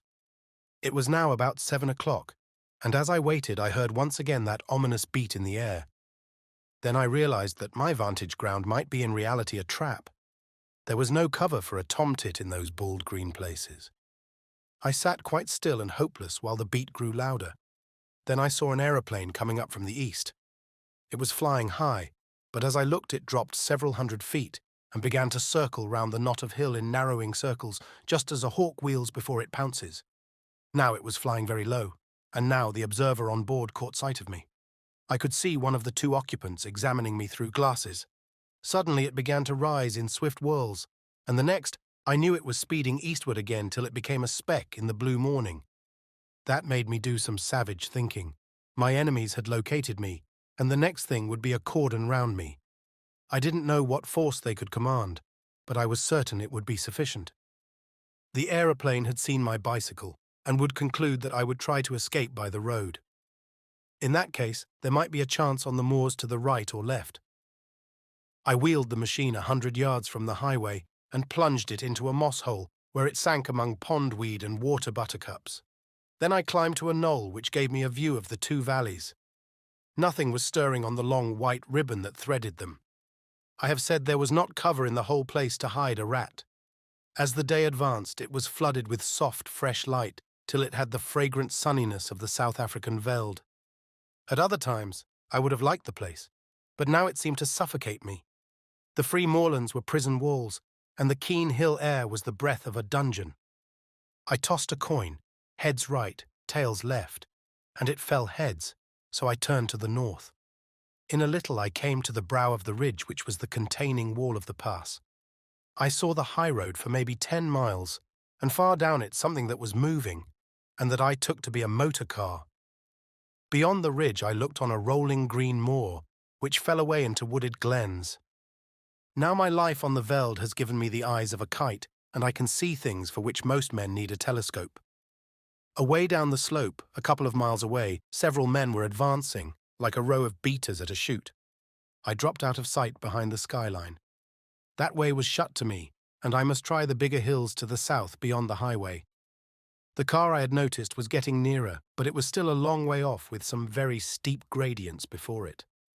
I ran hard, crouching low except in the hollows, and as I ran, I kept scanning the brow of the hill before me. Was it imagination, or did I see figures, one, two, perhaps more, moving in a glen beyond the stream? If you are hemmed in on all sides in a patch of land, there is only one chance of escape. You must stay in the patch and let your enemies search it and not find you. That was good sense, but how on earth was I to escape notice in that tablecloth of a place? I would have buried myself to the neck in mud, or lain below water, or climbed the tallest tree. But there was not a stick of wood. The bog holes were little puddles. The stream was a slender trickle. There was nothing but short heather and bare hill bent and the white highway. Then, in a tiny bight of road, beside a heap of stones, I found the roadman. He had just arrived and was wearily flinging down his hammer. He looked at me with a fishy eye and yawned. "Confound the day I ever left the herd in," he said, as if to the world at large. "There I was, my ain maister. Now I'm a slave to the government, tethered to the roadside with sair een, and a back like a suckle." He took up the hammer, struck a stone, dropped the implement with an oath, and put both hands to his ears. "Mercy on me! My head's bursting!" he cried. He was a wild figure, about my own size but much bent, with a week's beard on his chin and a pair of big horn spectacles. "I canna date!" he cried again. "The surveyor maun just report me. I'm for my bed." I asked him what was the trouble, though indeed that was clear enough. "The trouble is that I'm no sober. Last nicht my Dr. Merrin was wadded, and they danced till 4 in the byre. Me and some ither chiels sat down to the drinking, and here I am.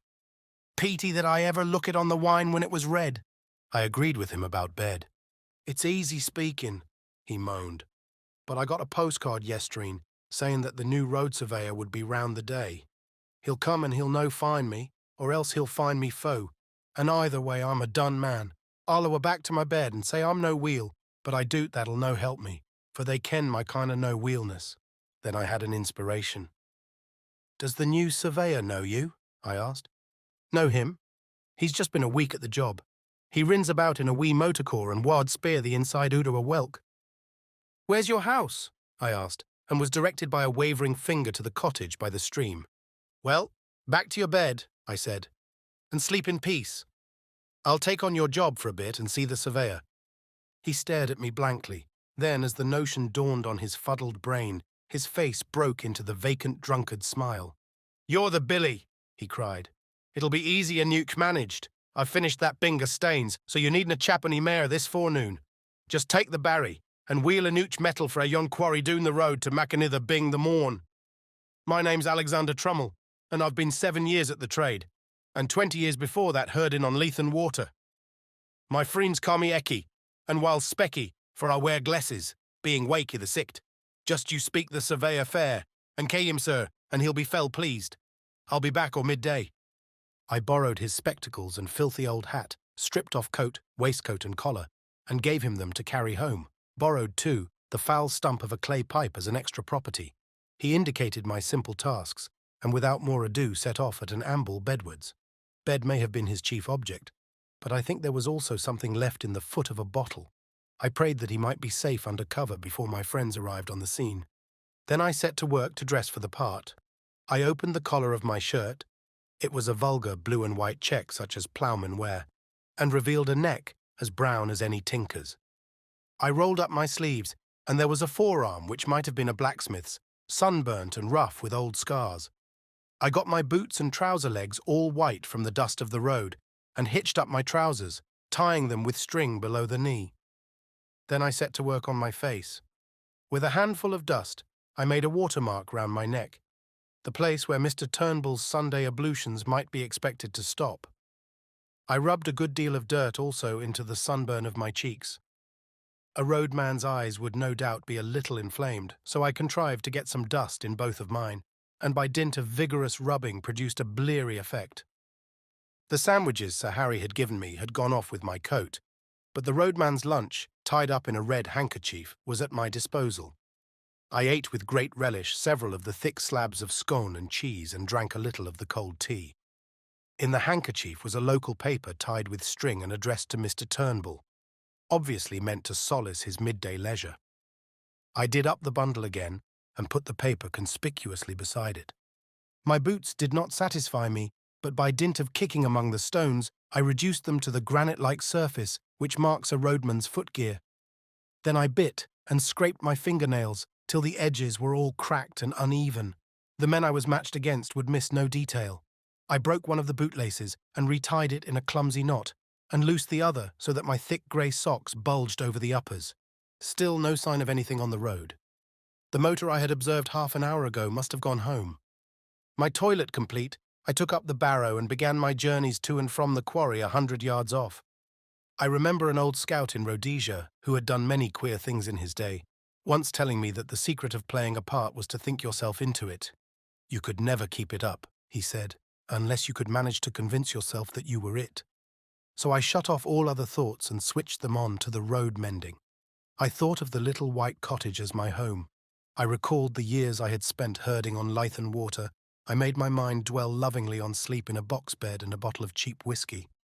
Still, nothing appeared on that long white road. Now and then a sheep wandered off the heather to stare at me.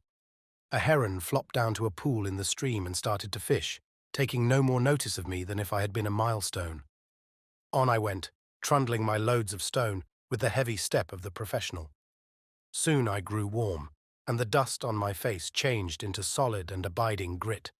I was already counting the hours till evening should put a limit to Mr. Turnbull's monotonous toil. Suddenly a crisp voice spoke from the road, and looking up I saw a little Ford two-seater and a round-faced young man in a bowler hat.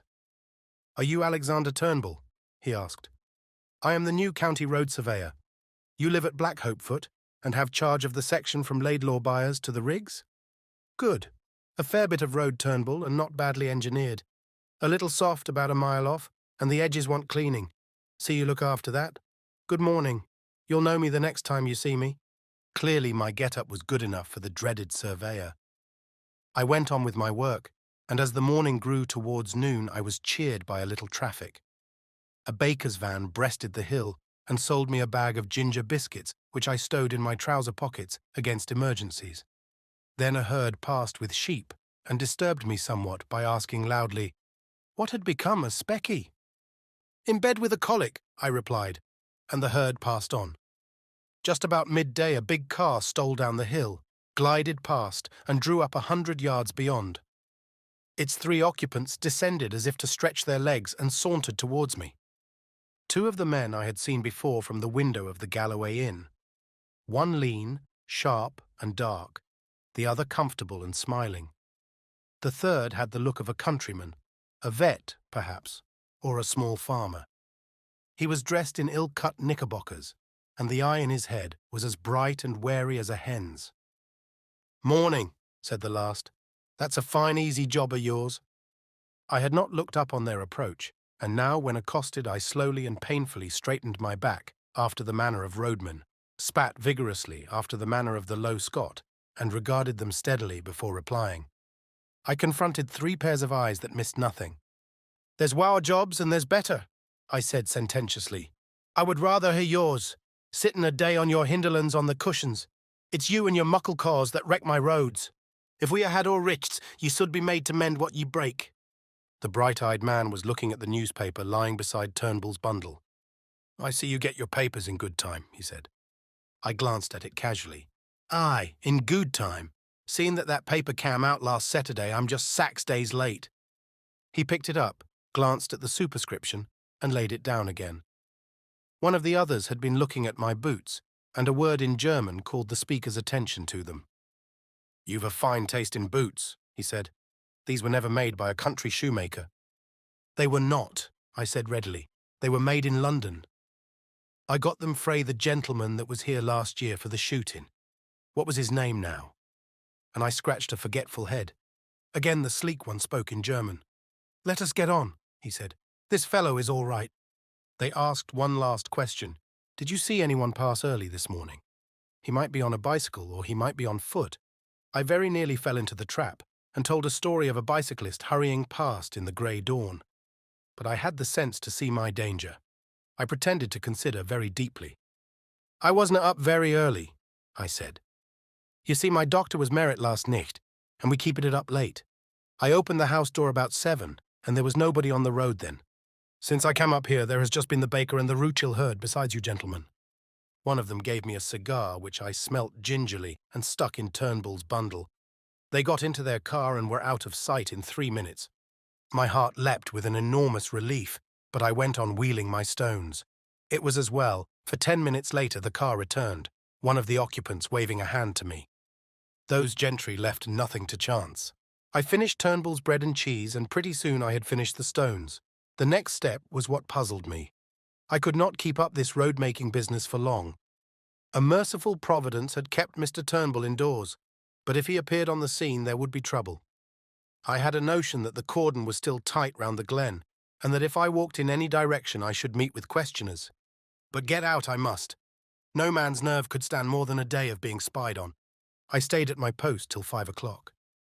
By that time I had resolved to go down to Turnbull's cottage at nightfall and take my chance of getting over the hills in the darkness. But suddenly a new car came up the road and slowed down a yard or two from me. A fresh wind had risen, and the occupant wanted to light a cigarette. It was a touring car, with the tonneau full of an assortment of baggage. One man sat in it, and by an amazing chance I knew him. His name was Marmaduke Jopley, and he was an offence to creation. He was a sort of blood stockbroker who did his business by toadying eldest sons and rich young peers and foolish old ladies. Marmy was a familiar figure, I understood, at balls and polo weeks and country houses. He was an adroit scandalmonger and would crawl a mile on his belly to anything that had a title or a million. I had a business introduction to his firm when I came to London, and he was good enough to ask me to dinner at his club. There he showed off at a great rate and pattered about his duchesses till the snobbery of the creature turned me sick. I asked a man afterwards why nobody kicked him, and was told that Englishmen reverenced the weaker sex. Anyhow, there he was now, nattily dressed, in a fine new car, obviously on his way to visit some of his smart friends.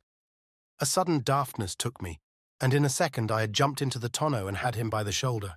"Hullo, Jopley," I sang out. "Well met, my lad." He got a horrid fright. His chin dropped as he stared at me. "Who the devil are you?" he gasped. "My name's Hannay," I said. "From Rhodesia, you remember." "Good God, the murderer," he choked. "Just so. And there'll be a second murder, my dear, if you don't do as I tell you. Give me that coat of yours, that cap too." He did as he was bid, for he was blind with terror. Over my dirty trousers and vulgar shirt, I put on his smart driving coat, which buttoned high at the top and thereby hid the deficiencies of my collar. I stuck the cap on my head and added his gloves to my get-up. The dusty roadman in a minute was transformed into one of the neatest motorists in Scotland. On Mr. Jopley's head I clapped Turnbull's unspeakable hat and told him to keep it there. Then, with some difficulty, I turned the car. My plan was to go back the road he had come, for the watchers, having seen it before, would probably let it pass unremarked, and Marmy's figure was in no way like mine. "Now, my child," I said, "sit quite still and be a good boy. I mean you no harm.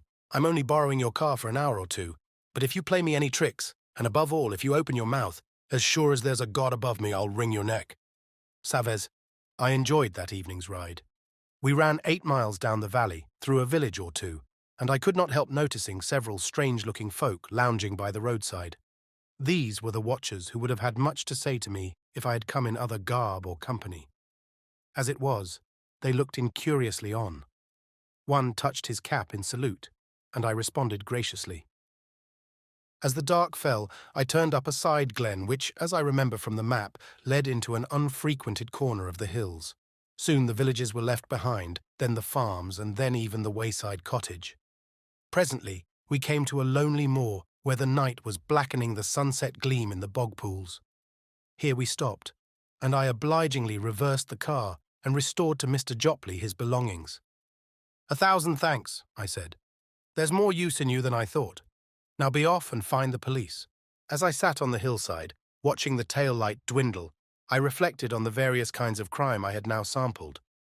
Contrary to general belief, I was not a murderer, but I had become an unholy liar, a shameless impostor, and a highwayman with a marked taste for expensive motor cars. Chapter 6. The Adventure of the Bald Archaeologist.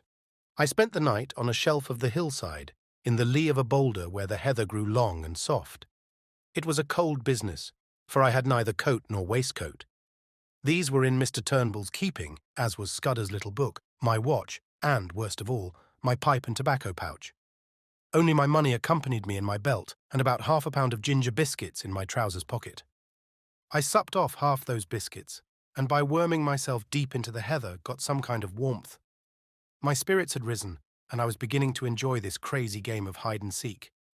So far, I had been miraculously lucky. The milkman, the literary innkeeper, Sir Harry, the roadman, and the idiotic Marmee were all pieces of undeserved good fortune. Somehow the first success gave me a feeling that I was going to pull the thing through.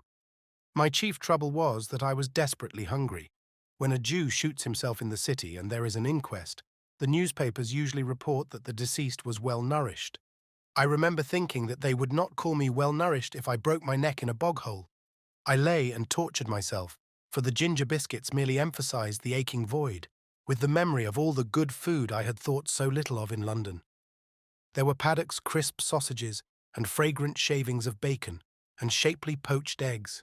How often I had turned up my nose at them. There were the cutlets they did at the club, and a particular ham that stood on the cold table for which my soul lusted.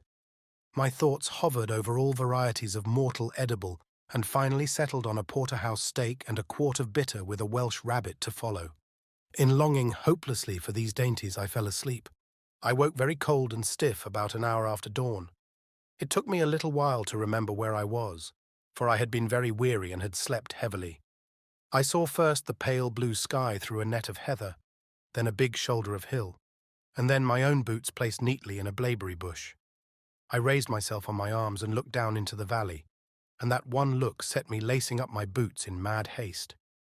For there were men below, not more than a quarter of a mile off, spaced out on the hillside like a fan, and beating the heather. Marmee had not been slow in looking for his revenge. I crawled out of my shelf into the cover of a boulder, and from it gained a shallow trench which slanted up the mountain face. This led me presently into the narrow gully of a burn, by way of which I scrambled to the top of the ridge. From there I looked back, and saw that I was still undiscovered. My pursuers were patiently quartering the hillside and moving upwards. Keeping behind the skyline, I ran for maybe half a mile, till I judged I was above the uppermost end of the glen.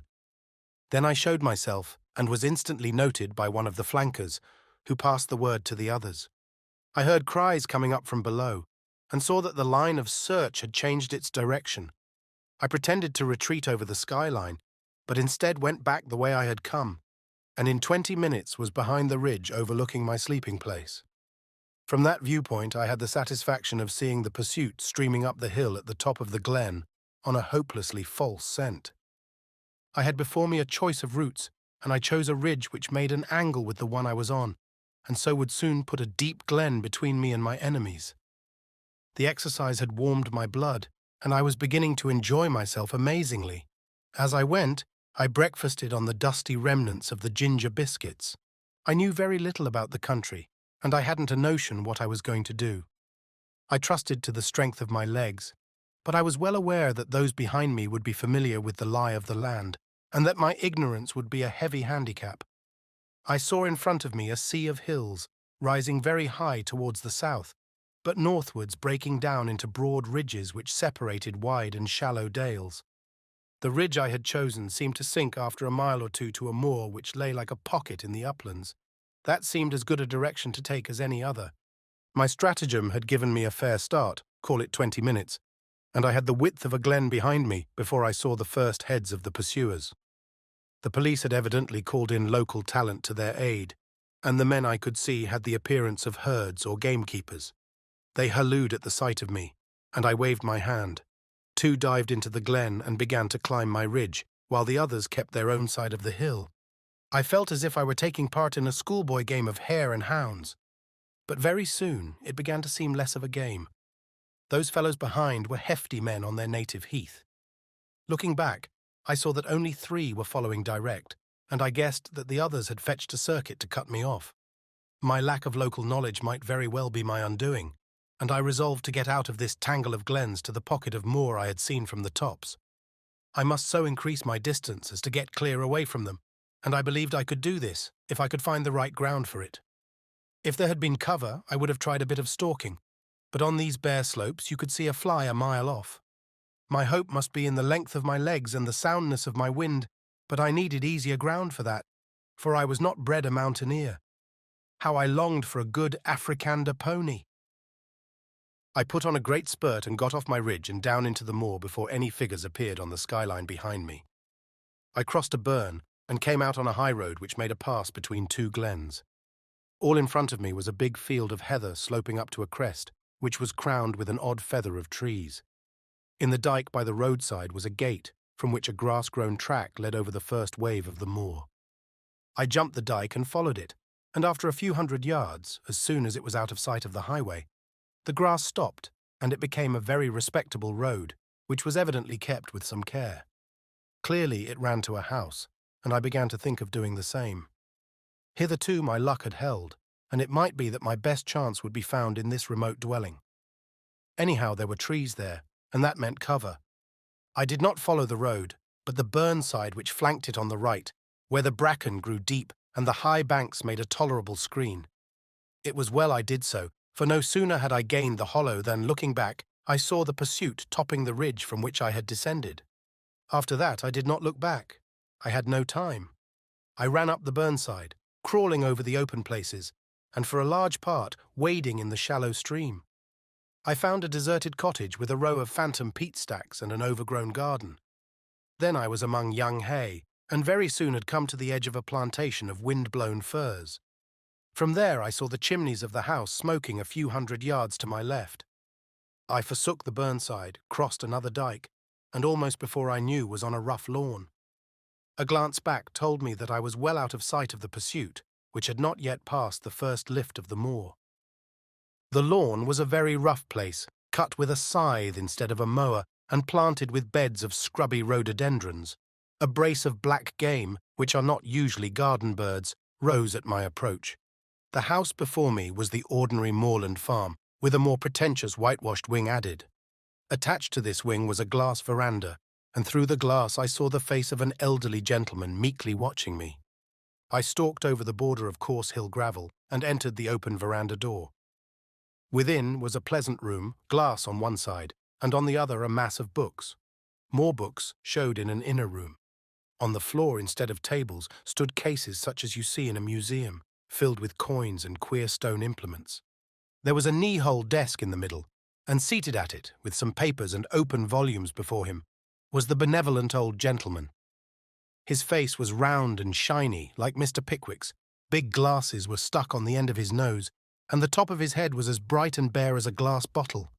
He never moved when I entered, but raised his placid eyebrows and waited on me to speak. It was not an easy job, with about 5 minutes to spare, to tell a stranger who I was and what I wanted, and to win his aid. I did not attempt it. There was something about the eye of the man before me, something so keen and knowledgeable that I could not find a word. I simply stared at him and stuttered. "You seem in a hurry, my friend," he said slowly. I nodded towards the window. It gave a prospect across the moor through a gap in the plantation, and revealed certain figures half a mile off straggling through the heather. "Ah, I see," he said, and took up a pair of field glasses through which he patiently scrutinized the figures. "A fugitive from justice, eh? Well, we'll go into the matter at our leisure. Meantime, I object to my privacy being broken in upon by the clumsy rural policeman. Go into my study and you will see 2 doors facing you. Take the one on the left and close it behind you. You will be perfectly safe." And this extraordinary man took up his pen again. I did as I was bid, and found myself in a little dark chamber which smelt of chemicals, and was lit only by a tiny window high up in the wall. The door had swung behind me with a click like the door of a safe. Once again I had found an unexpected sanctuary. All the same, I was not comfortable.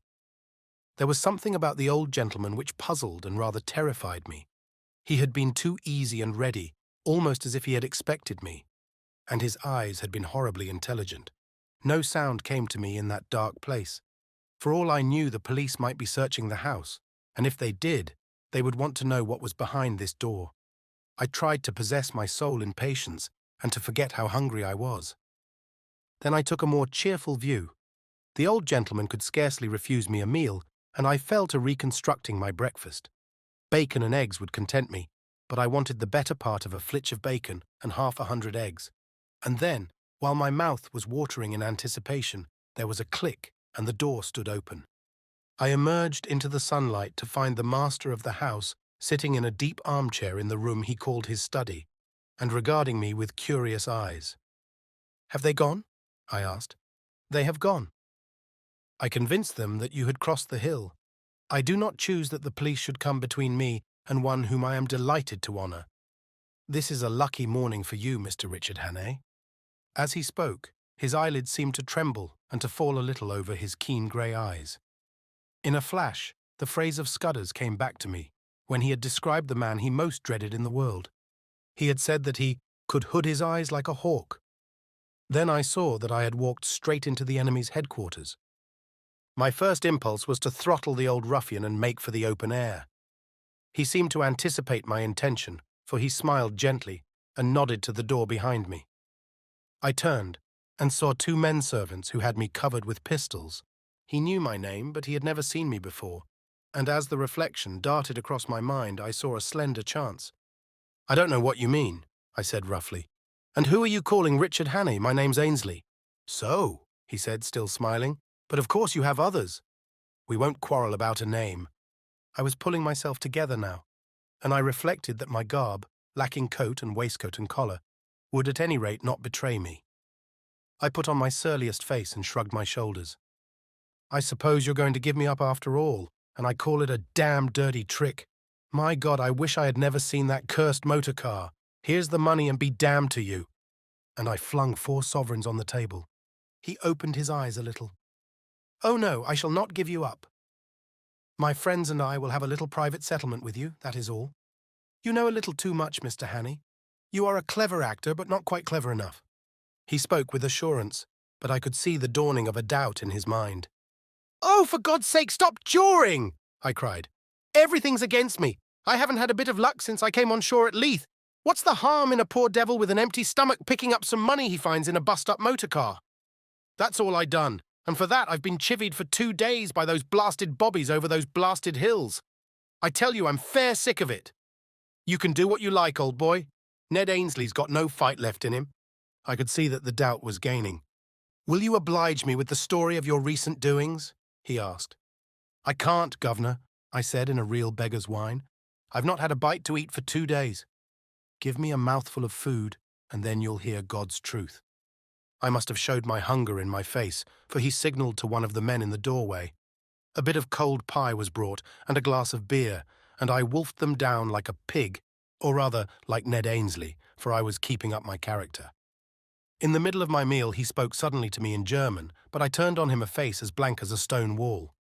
Then I told him my story, how I had come off an archangel ship at Leith a week ago, and was making my way overland to my brother at Wigtown.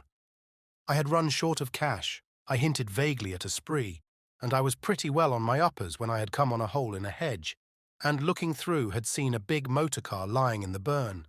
I had poked about to see what had happened, and had found 3 sovereigns lying on the seat and 1 on the floor. There was nobody there or any sign of an owner, so I had pocketed the cash. But somehow the law had got after me. When I had tried to change a sovereign in a baker's shop, the woman had cried on the police, and a little later, when I was washing my face in a burn, I had been nearly gripped, and had only got away by leaving my coat and waistcoat behind me. "They can have the money back," I cried. "For a fat lot of good it's done me. Those perishers are all down on a poor man. Now, if it had been you, Governor, that had found the quids, nobody would have troubled you." "You're a good liar, Hannay," he said. I flew into a rage. "Stop fooling, damn you! I tell you my name's Ainsley, and I never heard of anyone called Hannay in my born days. I'd sooner have the police than you with your Hannays and your monkey-faced pistol tricks." "No, Governor, I beg pardon, I don't mean that. I'm much obliged to you for the grub, and I'll thank you to let me go now the coast's clear." It was obvious that he was badly puzzled.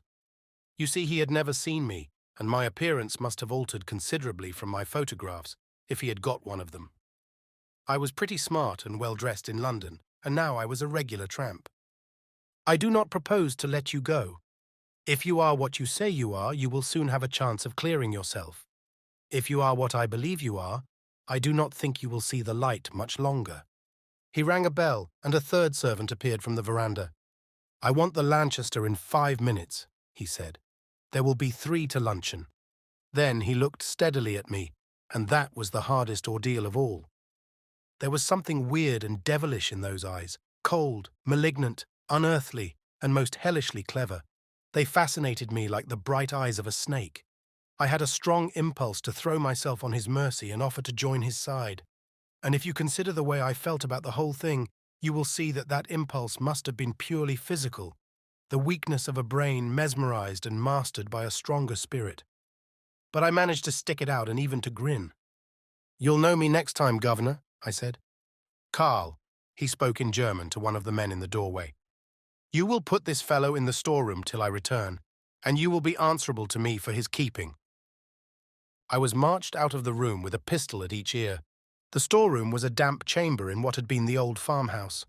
There was no carpet on the uneven floor, and nothing to sit down on but a school form. It was black as pitch, for the windows were heavily shuttered. I made out by groping that the walls were lined with boxes and barrels and sacks of some heavy stuff. The whole place smelt of mould and disuse. My jailers turned the key in the door, and I could hear them shifting their feet as they stood on guard outside. I sat down in that chilly darkness in a very miserable frame of mind. The old boy had gone off in a motor to collect the 2 ruffians who had interviewed me yesterday. Now they had seen me as the roadman, and they would remember me, for I was in the same rig. What was a roadman doing 20 miles from his beat, pursued by the police? A question or two would put them on the track. Probably they had seen Mr. Turnbull, probably Marmee too. Most likely they could link me up with Sir Harry, and then the whole thing would be crystal clear. What chance had I in this moorland house with 3 desperadoes and their armed servants? I began to think wistfully of the police, now plodding over the hills after my wraith. They at any rate were fellow countrymen and honest men, and their tender mercies would be kinder than these ghoulish aliens, but they wouldn't have listened to me. That old devil with the eyelids had not taken long to get rid of them.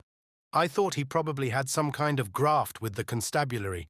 Most likely he had letters from cabinet ministers saying he was to be given every facility for plotting against Britain. That's the sort of owlish way we run our politics in this jolly old country.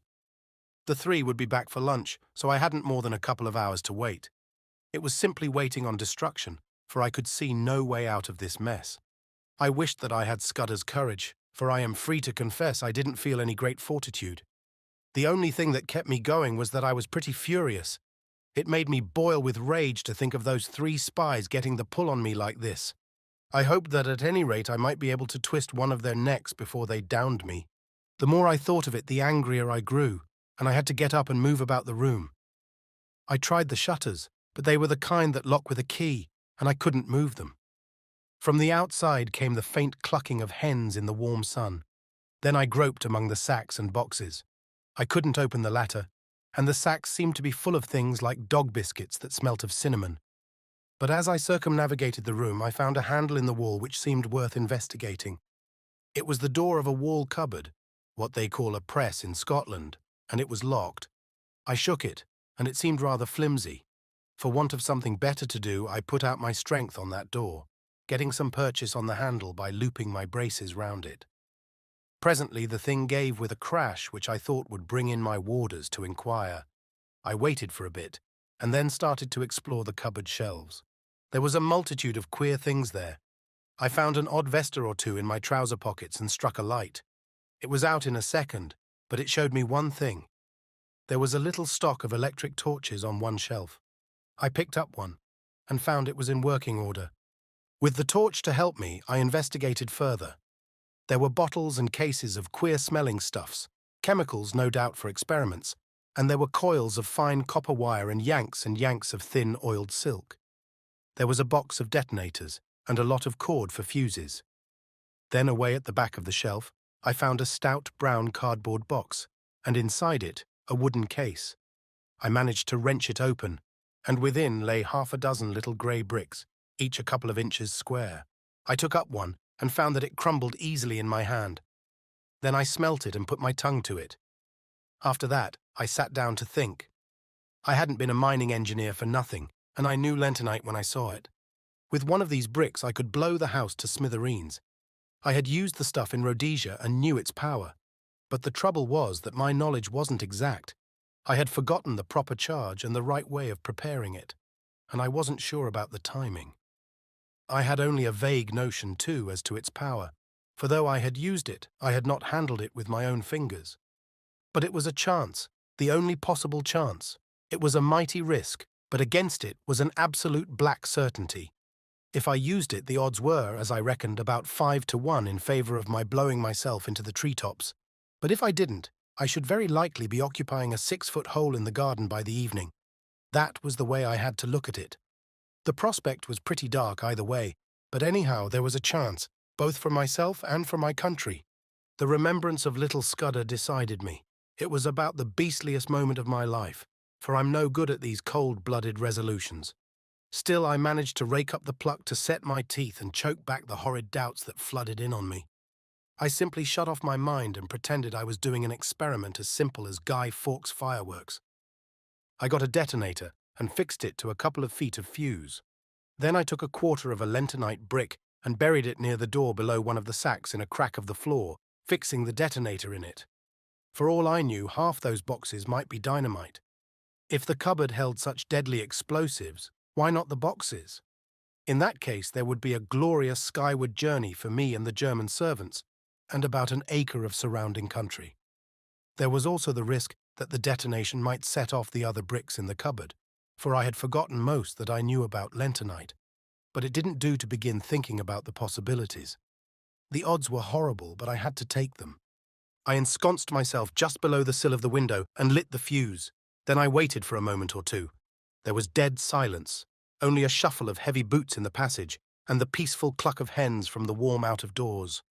I commended my soul to my Maker and wondered where I would be in 5 seconds. A great wave of heat seemed to surge upwards from the floor and hang for a blistering instant in the air. Then the wall opposite me flashed into a golden yellow and dissolved with a rending thunder that hammered my brain into a pulp. Something dropped on me, catching the point of my left shoulder. And then I think I became unconscious. My stupor can scarcely have lasted beyond a few seconds. I felt myself being choked by thick yellow fumes and struggled out of the debris to my feet. Somewhere behind me I felt fresh air. The jambs of the window had fallen, and through the ragged rent the smoke was pouring out to the summer noon. I stepped over the broken lintel and found myself standing in a yard in a dense and acrid fog. I felt very sick and ill, but I could move my limbs, and I staggered blindly forward away from the house. A small mill lade ran in a wooden aqueduct at the other side of the yard, and into this I fell. The cool water revived me, and I had just enough wits left to think of escape. I squirmed up the lade among the slippery green slime till I reached the mill wheel. Then I wriggled through the axle hole into the old mill and tumbled onto a bed of chaff. A nail caught the seat of my trousers, and I left a wisp of heather mixture behind me. The mill had been long out of use. The ladders were rotten with age, and in the loft the rats had gnawed great holes in the floor. Nausea shook me, and a wheel in my head kept turning, while my left shoulder and arm seemed to be stricken with the palsy. I looked out of the window and saw a fog still hanging over the house and smoke escaping from an upper window. Please God I had set the place on fire, for I could hear confused cries coming from the other side. But I had no time to linger, since this mill was obviously a bad hiding place. Anyone looking for me would naturally follow the lade, and I made certain the search would begin as soon as they found that my body was not in the storeroom. From another window I saw that on the far side of the mill stood an old stone dovecot. If I could get there without leaving tracks, I might find a hiding place, for I argued that my enemies, if they thought I could move, would conclude I had made for open country and would go seeking me on the moor. I crawled down the broken ladder, scattering chaff behind me to cover my footsteps. I did the same on the mill floor and on the threshold where the door hung on broken hinges. Peeping out, I saw that between me and the dovecot was a piece of bare cobbled ground where no footmarks would show. Also, it was mercifully hid by the mill buildings from any view from the house. I slipped across the space got to the back of the dovecot and prospected a way of ascent. That was one of the hardest jobs I ever took on. My shoulder and arm ached like hell, and I was so sick and giddy that I was always on the verge of falling. But I managed it somehow. By the use of outjutting stones and gaps in the masonry and a tough ivy root, I got to the top in the end. There was a little parapet behind which I found space to lie down. Then I proceeded to go off into an old-fashioned swoon. I woke with a burning head and the sun glaring in my face. For a long time I lay motionless, for those horrible fumes seemed to have loosened my joints and dulled my brain. Sounds came to me from the house. Men speaking throatily and the throbbing of a stationary car. There was a little gap in the parapet to which I wriggled and from which I had some sort of prospect of the yard. I saw figures come out, a servant with his head bound up, and then a younger man in knickerbockers. They were looking for something and moved towards the mill. Then one of them caught sight of the wisp of cloth on the nail and cried out to the other.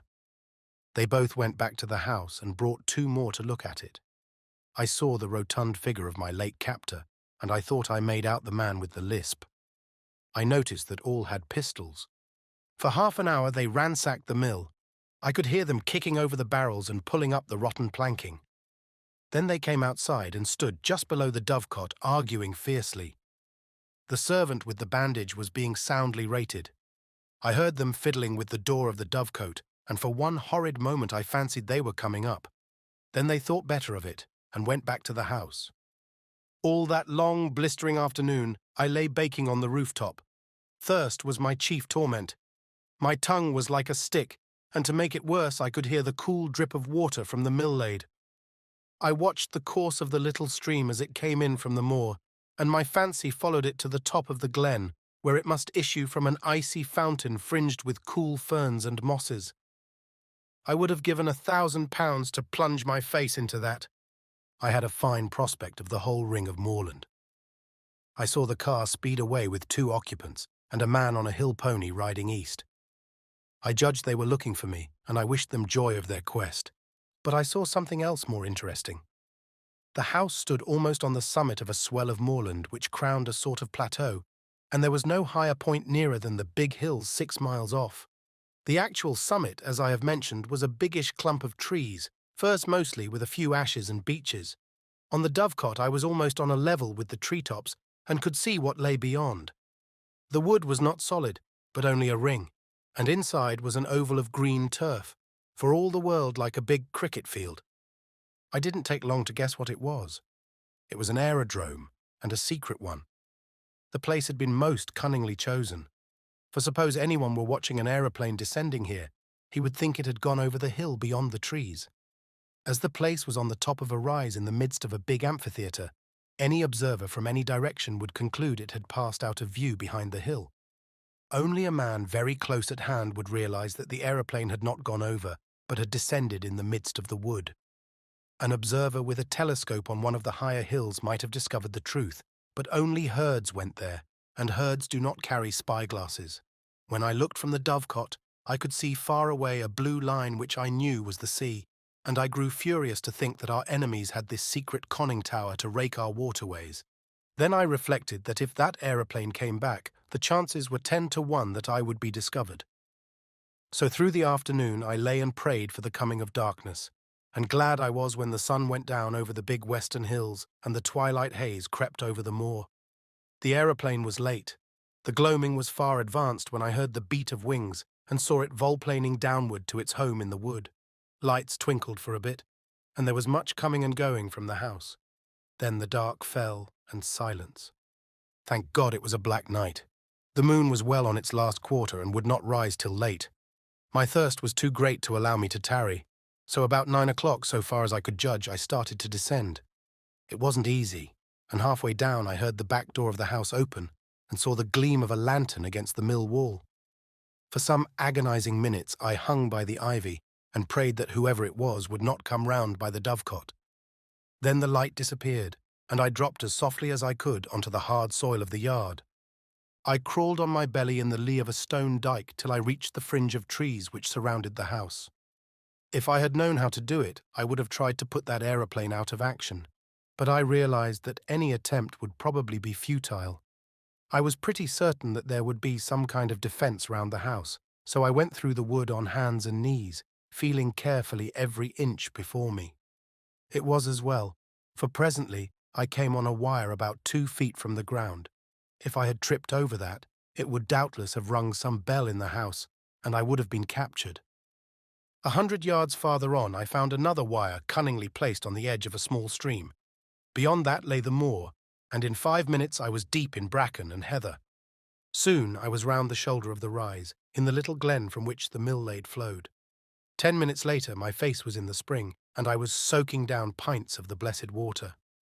But I did not stop till I had put 6 miles between me and that accursed dwelling. Chapter 7. The Dryfly Fisherman. I sat down on a hilltop and took stock of my position. I wasn't feeling very happy, for my natural thankfulness at my escape was clouded by my severe bodily discomfort. Those lentonite fumes had fairly poisoned me, and the baking hours on the dovecot hadn't helped matters. I had a crushing headache and felt as sick as a cat. Also, my shoulder was in a bad way. At first, I thought it was only a bruise, but it seemed to be swelling, and I had no use of my left arm. My plan was to seek Mr. Turnbull's cottage, recover my garments, and especially Scudder's notebook, and then make for the main line and get back to the south. It seemed to me that the sooner I got in touch with the Foreign Office man, Sir Walter Bullivant, the better. I didn't see how I could get more proof than I had got already. He must just take or leave my story. And anyway, with him, I would be in better hands than those devilish Germans. I had begun to feel quite kindly towards the British police. It was a wonderful starry night, and I had not much difficulty about the road. Sir Harry's map had given me the lie of the land, and all I had to do was to steer a point or two west of southwest to come to the stream where I had met the roadman. In all these travels I never knew the names of the places, but I believe this stream was no less than the upper waters of the River Tweed. I calculated I must be about 18 miles distant, and that meant I could not get there before morning. So I must lie up a day somewhere, for I was too outrageous a figure to be seen in the sunlight. I had neither coat, waistcoat, collar, nor hat. My trousers were badly torn, and my face and hands were black with the explosion. I dare say I had other beauties, for my eyes felt as if they were furiously bloodshot. Altogether, I was no spectacle for God-fearing citizens to see on a high road. Very soon after daybreak, I made an attempt to clean myself in a hill burn, and then approached a herd's cottage, for I was feeling the need of food. The herd was away from home, and his wife was alone, with no neighbour for 5 miles. She was a decent old body, and a plucky one, for though she got a fright when she saw me, she had an axe handy and would have used it on any evildoer. I told her that I had had a fall. I didn't say how, and she saw by my looks that I was pretty sick. Like a true Samaritan, she asked no questions, but gave me a bowl of milk with a dash of whiskey in it, and let me sit for a little by her kitchen fire. She would have bathed my shoulder, but it ached so badly that I would not let her touch it. I don't know what she took me for, a repentant burglar perhaps, for when I wanted to pay her for the milk and tendered a sovereign, which was the smallest coin I had, she shook her head and said something about giving it to them that had a right to it. At this I protested so strongly that I think she believed me honest, for she took the money and gave me a warm new plaid for it and an old hat of her man's. She showed me how to wrap the plaid around my shoulders, and when I left that cottage I was the living image of the kind of Scotsman you see in the illustrations to Burns's poems. But at any rate I was more or less clad. It was as well, for the weather changed before midday to a thick drizzle of rain. I found shelter below an overhanging rock in the crook of a burn, where a drift of dead brackens made a tolerable bed. There I managed to sleep till nightfall, waking very cramped and wretched with my shoulder gnawing like a toothache. I ate the oatcake and cheese the old wife had given me, and set out again just before the darkening. I pass over the miseries of that night among the wet hills. There were no stars to steer by, and I had to do the best I could from my memory of the map. Twice I lost my way, and I had some nasty falls into peat bogs. I had only about 10 miles to go as the crow flies, but my mistakes made it nearer 20. The last bit was completed with set teeth and a very light and dizzy head. But I managed it, and in the early dawn I was knocking at Mr. Turnbull's door. The mist lay close and thick, and from the cottage I could not see the high road. Mr. Turnbull himself opened to me, sober and something more than sober. He was primly dressed in an ancient but well-tended suit of black. He had been shaved not later than the night before. He wore a linen collar, and in his left hand he carried a pocket Bible. At first he did not recognize me. "We are ye that come stravaging here on the Sabbath morning?" he asked. I had lost all count of the days, so the Sabbath was the reason for this strange decorum. My head was swimming so wildly that I could not frame a coherent answer. But he recognized me, and he saw that I was ill. "Ha' you got my specs?" he asked. I fetched them out of my trouser pocket and gave him them. "You'll ha' come for your jacket and waistcoat," he said. "Coming by. Losh, man, you're terrible done i' the legs. Hoard up till I get you to a chair." I perceived I was in for a bout of malaria. I had a good deal of fever in my bones, and the wet night had brought it out, while my shoulder and the effects of the fumes combined to make me feel pretty bad. Before I knew, Mr. Turnbull was helping me off with my clothes and putting me to bed in one of the 2 cupboards that lined the kitchen walls. He was a true friend in need, that old roadman. His wife was dead years ago, and since his daughter's marriage he lived alone. For the better part of 10 days, he did all the rough nursing I needed. I simply wanted to be left in peace while the fever took its course, and when my skin was cool again, I found that the bout had more or less cured my shoulder. But it was a baddish go, and though I was out of bed in 5 days, it took me some time to get my legs again. He went out each morning, leaving me milk for the day and locking the door behind him, and came in the evening to sit silent in the chimney corner. Not a soul came near the place. When I was getting better, he never bothered me with a question. Several times he fetched me a 2-days-old Scotsman, and I noticed that the interest in the Portland Place murder seemed to have died down. There was no mention of it, and I could find very little about anything except a thing called the General Assembly, some ecclesiastical spree, I gathered. One day he produced my belt from a lock-fast drawer. "There's a terrible heap of siller in't," he said. "You'd better count it to see it's a-there." He never even sought my name.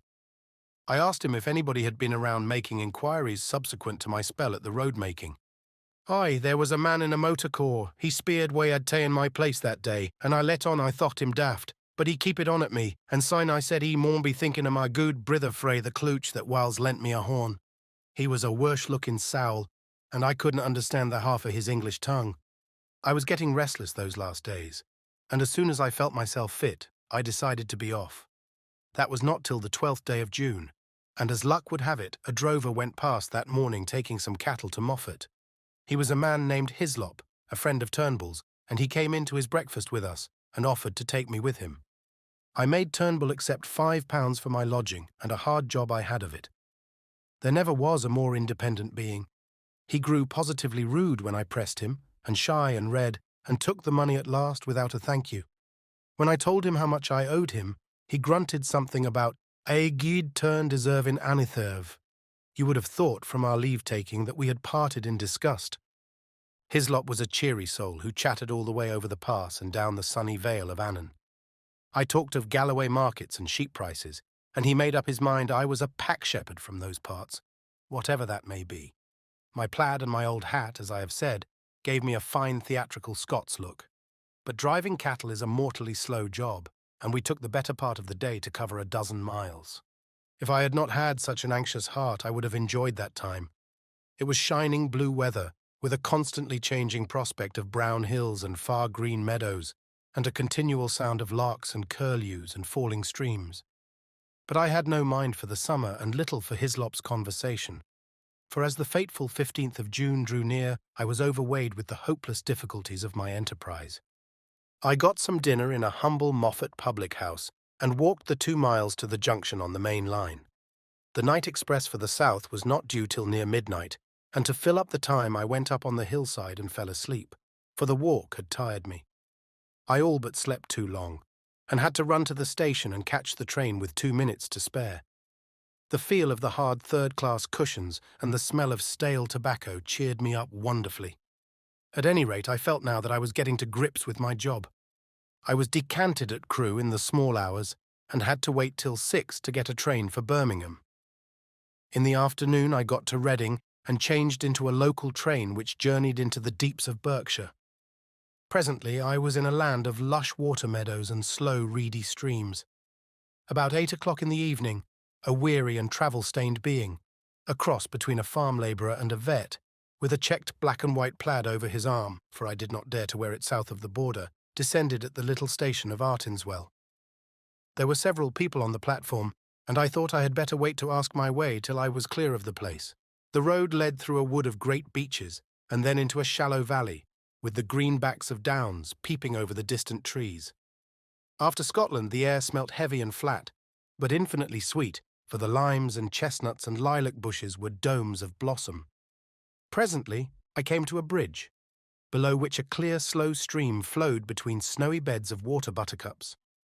A little above it was a mill, and the lasher made a pleasant, cool sound in the scented dusk. Somehow the place soothed me and put me at my ease. I fell to whistling as I looked into the green depths, and the tune which came to my lips was Annie Laurie. A fisherman came up from the waterside, and as he neared me, he too began to whistle. The tune was infectious, for he followed my suit. He was a huge man in untidy old flannels and a wide-brimmed hat, with a canvas bag slung on his shoulder. He nodded to me, and I thought I had never seen a shrewder or better-tempered face.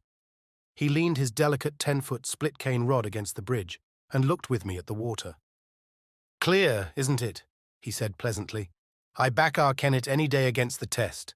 Look at that big fellow, 4 pounds if he's an ounce, but the evening rise is over and you can't tempt him." "I don't see him," said I. "Look, there, a yard from the reeds just above that stickle. I've got him now." You might swear he was a black stone.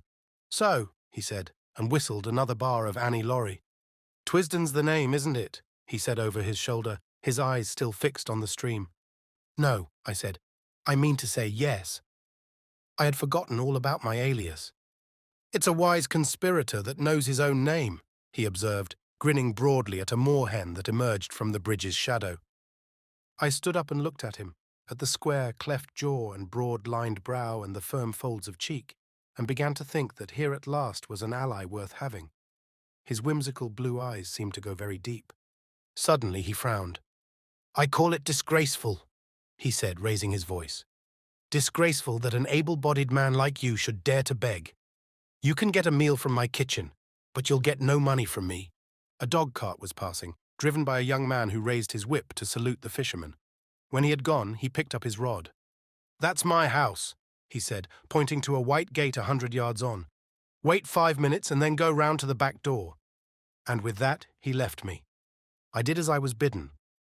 I found a pretty cottage with a lawn running down to the stream, and a perfect jungle of guelder rose and lilac flanking the path. The back door stood open, and a grave butler was awaiting me. "Come this way, sir," he said, and he led me along a passage and up a back staircase to a pleasant bedroom looking towards the river. There I found a complete outfit laid out for me. Dress clothes with all the fixings, a brown flannel suit, shirts, collars, ties, shaving things and hairbrushes, even a pair of patent shoes. "Sir Walter thought as how Mr. Reggie's things would fit you, sir," said the butler. "He keeps some clothes here, for he comes regular on the weekends. There's a bathroom next door, and I've prepared a hot bath. Dinner in half an hour, sir. You'll hear the gong." The grave being withdrew, and I sat down in a chintz-covered easy-chair and gaped. It was like a pantomime, to come suddenly out of beggardom into this orderly comfort. Obviously Sir Walter believed in me, though why he did I could not guess. I looked at myself in the mirror and saw a wild, haggard brown fellow, with a fortnight's ragged beard and dust in ears and eyes, collarless, vulgarly shirted, with shapeless old tweed clothes and boots that had not been cleaned for the better part of a month. I made a fine tramp and a fair drover, and here I was ushered by a prim butler into this temple of gracious ease. And the best of it was that they did not even know my name. I resolved not to puzzle my head, but to take the gifts the gods had provided. I shaved and bathed luxuriously, and got into the dress clothes and clean, crackling shirt, which fitted me not so badly. By the time I had finished, the looking-glass showed a not unpersonable young man. Sir Walter awaited me in a dusky dining-room where a little round table was lit with silver candles. The sight of him, so respectable and established and secure, the embodiment of law and government and all the conventions, took me aback and made me feel an interloper. He couldn't know the truth about me, or he wouldn't treat me like this. I simply could not accept his hospitality on false pretenses. "I'm more obliged to you than I can say, but I'm bound to make things clear," I said. "I'm an innocent man, but I'm wanted by the police. I've got to tell you this, and I won't be surprised if you kick me out." He smiled. "That's all right. Don't let that interfere with your appetite. We can talk about these things after dinner. I never ate a meal with greater relish, for I had had nothing all day but railway sandwiches.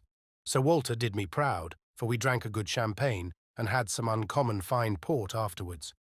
It made me almost hysterical to be sitting there, waited on by a footman and a sleek butler, and remember that I had been living for 3 weeks like a brigand, with every man's hand against me. I told Sir Walter about tigerfish in the Zambesi that bite off your fingers if you give them a chance, and we discussed sport up and down the globe, for he had hunted a bit in his day. We went to his study for coffee, a jolly room full of books and trophies and untidiness and comfort. I made up my mind that if ever I got rid of this business and had a house of my own, I would create just such a room. Then, when the coffee cups were cleared away and we had got our cigars alight, my host swung his long legs over the side of his chair and bade me get started with my yarn. "I've obeyed Harry's instructions," he said, "and the bribe he offered me was that you would tell me something to wake me up. I'm ready, Mr. Hannay." I noticed with a start that he called me by my proper name. I began at the very beginning. I told of my boredom in London and the night I had come back to find Scudder gibbering on my doorstep. I told him all Scudder had told me about Carolides and the Foreign Office Conference, and that made him purse his lips and grin. Then I got to the murder, and he grew solemn again. He heard all about the milkman and my time in Galloway, and my deciphering Scudder's notes at the inn. "You've got them here?" he asked sharply, and drew a long breath when I whipped the little book from my pocket. I said nothing of the contents. Then I described my meeting with Sir Harry and the speeches at the hall. At that, he laughed uproariously. "Harry talked dashed nonsense, did he?" "I quite believe it. He's as good a chap as ever breathed, but his idiot of an uncle has stuffed his head with maggots. Go on, Mr. Hannay." My day as roadman excited him a bit. He made me describe the two fellows in the car very closely and seemed to be raking back in his memory. He grew merry again when he heard of the fate of that ass Jopley, but the old man in the moorland house solemnized him. Again I had to describe every detail of his appearance. Bland and bald-headed and hooded his eyes like a bird. He sounds a sinister wildfowl, and you dynamited his hermitage after he had saved you from the police. Spirited piece of work, that. Presently I reached the end of my wanderings. He got up slowly and looked down at me from the hearthrug. "You may dismiss the police from your mind," he said. "You're in no danger from the law of this land." "Great Scott!" I cried. "Have they got the murderer?" "No, but for the last fortnight they have dropped you from the list of possibles." "Why?" I asked in amazement. "Principally because I received a letter from Scudder. I knew something of the man, and he did several jobs for me. He was half crank, half genius, but he was wholly honest. The trouble about him was his partiality for playing a lone hand. That made him pretty well useless in any secret service. A pity, for he had uncommon gifts. I think he was the bravest man in the world, for he was always shivering with fright, and yet nothing would choke him off. I had a letter from him on the 31st of May. But he had been dead a week by then. The letter was written and posted on the 23rd. He evidently did not anticipate an immediate decease. His communications usually took a week to reach me, for they were sent under cover to Spain and then to Newcastle. He had a mania, you know, for concealing his tracks. "What did he say?" I stammered. "Nothing. Merely that he was in danger, but had found shelter with a good friend, and that I would hear from him before the 15th of June. He gave me no address, but said he was living near Portland Place. I think his object was to clear you if anything happened. When I got it, I went to Scotland Yard, went over the details of the inquest, and concluded that you were the friend. We made inquiries about you, Mr. Hannay, and found you were respectable. I thought I knew the motives for your disappearance, not only the police, the other one too, and when I got Harry's scrawl, I guessed at the rest. I have been expecting you any time this past week. You can imagine what a load this took off my mind. I felt a free man once more, for I was now up against my country's enemies only, and not my country's law." "Now let us have the little notebook," said Sir Walter. "It took us a good hour to work through it." I explained the cipher, and he was jolly quick at picking it up. He amended my reading of it on several points, but I had been fairly correct on the whole. His face was very grave before he had finished, and he sat silent for a while. "I don't know what to make of it," he said at last. "He is right about one thing. What is going to happen the day after tomorrow? How the devil can it have got known? That is ugly enough in itself. But all this about war and the Black Stone, it reads like some wild melodrama. If only I had more confidence in Scudder's judgment. The trouble about him was that he was too romantic. He had the artistic temperament and wanted a story to be better than God meant it to be. He had a lot of odd biases too. Jews, for example, made him see red. Jews and the high finance. "The Black Stone," he repeated. "Der schwarze Stein. It's like a penny novelette. And all this stuff about Carolides, that is the weak part of the tale, for I happen to know that the virtuous Carolides is likely to outlast us both. There is no state in Europe that wants him gone. Besides, he has just been playing up to Berlin and Vienna and giving my chief some uneasy moments. No, Scudder has gone off the track there. Frankly, Hannay, I don't believe that part of his story. There's some nasty business afoot, and he found out too much and lost his life over it. But I am ready to take my oath that it is ordinary spy work. A certain great European power makes a hobby of her spy system, and her methods are not too particular. Since she pays by piecework, her blackguards are not likely to stick at a murder or two. They want our naval dispositions for their collection at the Mariniamt, but they will be pigeonholed, nothing more." Just then the butler entered the room. "There's a trunk call from London, Sir Walter. It's Mr. Eath, and he wants to speak to you personally." My host went off to the telephone. He returned in 5 minutes with a whitish face. "I apologize to the shade of Scudder," he said. "Carolides was shot dead this evening at a few minutes after 7. Chapter 8. The Coming of the Black Stone. I came down to breakfast next morning, after 8 hours of blessed dreamless sleep, to find Sir Walter decoding a telegram in the midst of muffins and marmalade. His fresh rosiness of yesterday seemed a thought tarnished. "I had a busy hour on the telephone after you went to bed," he said. "I got my chief to speak to the First Lord and the Secretary for War, and they are bringing Royer over a day sooner. This wire clinches it. He will be in London at 5. Odd that the code word for a sous-chef d'etat major general should be porker." He directed me to the hot dishes and went on. "Not that I think it will do much good. If your friends were clever enough to find out the first arrangement, they are clever enough to discover the change. I would give my head to know where the leak is. We believed there were only 5 men in England who knew about Royer's visit, and you may be certain there were fewer in France, for they manage these things better there." While I ate, he continued to talk, making me to my surprise a present of his full confidence. "Can the dispositions not be changed?" I asked. "They could," he said, "but we want to avoid that if possible. They are the result of immense thought, and no alteration would be as good. Besides, on 1 or 2 points change is simply impossible. Still, something could be done, I suppose, if it were absolutely necessary. But you see the difficulty, Hannay.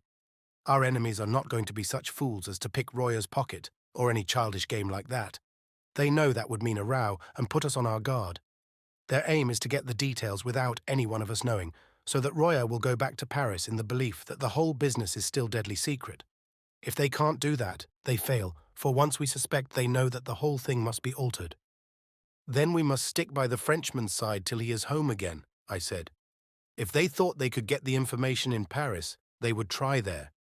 It means that they have some deep scheme on foot in London which they reckon is going to win out. Royer dines with my chief, and then comes to my house where 4 people will see him.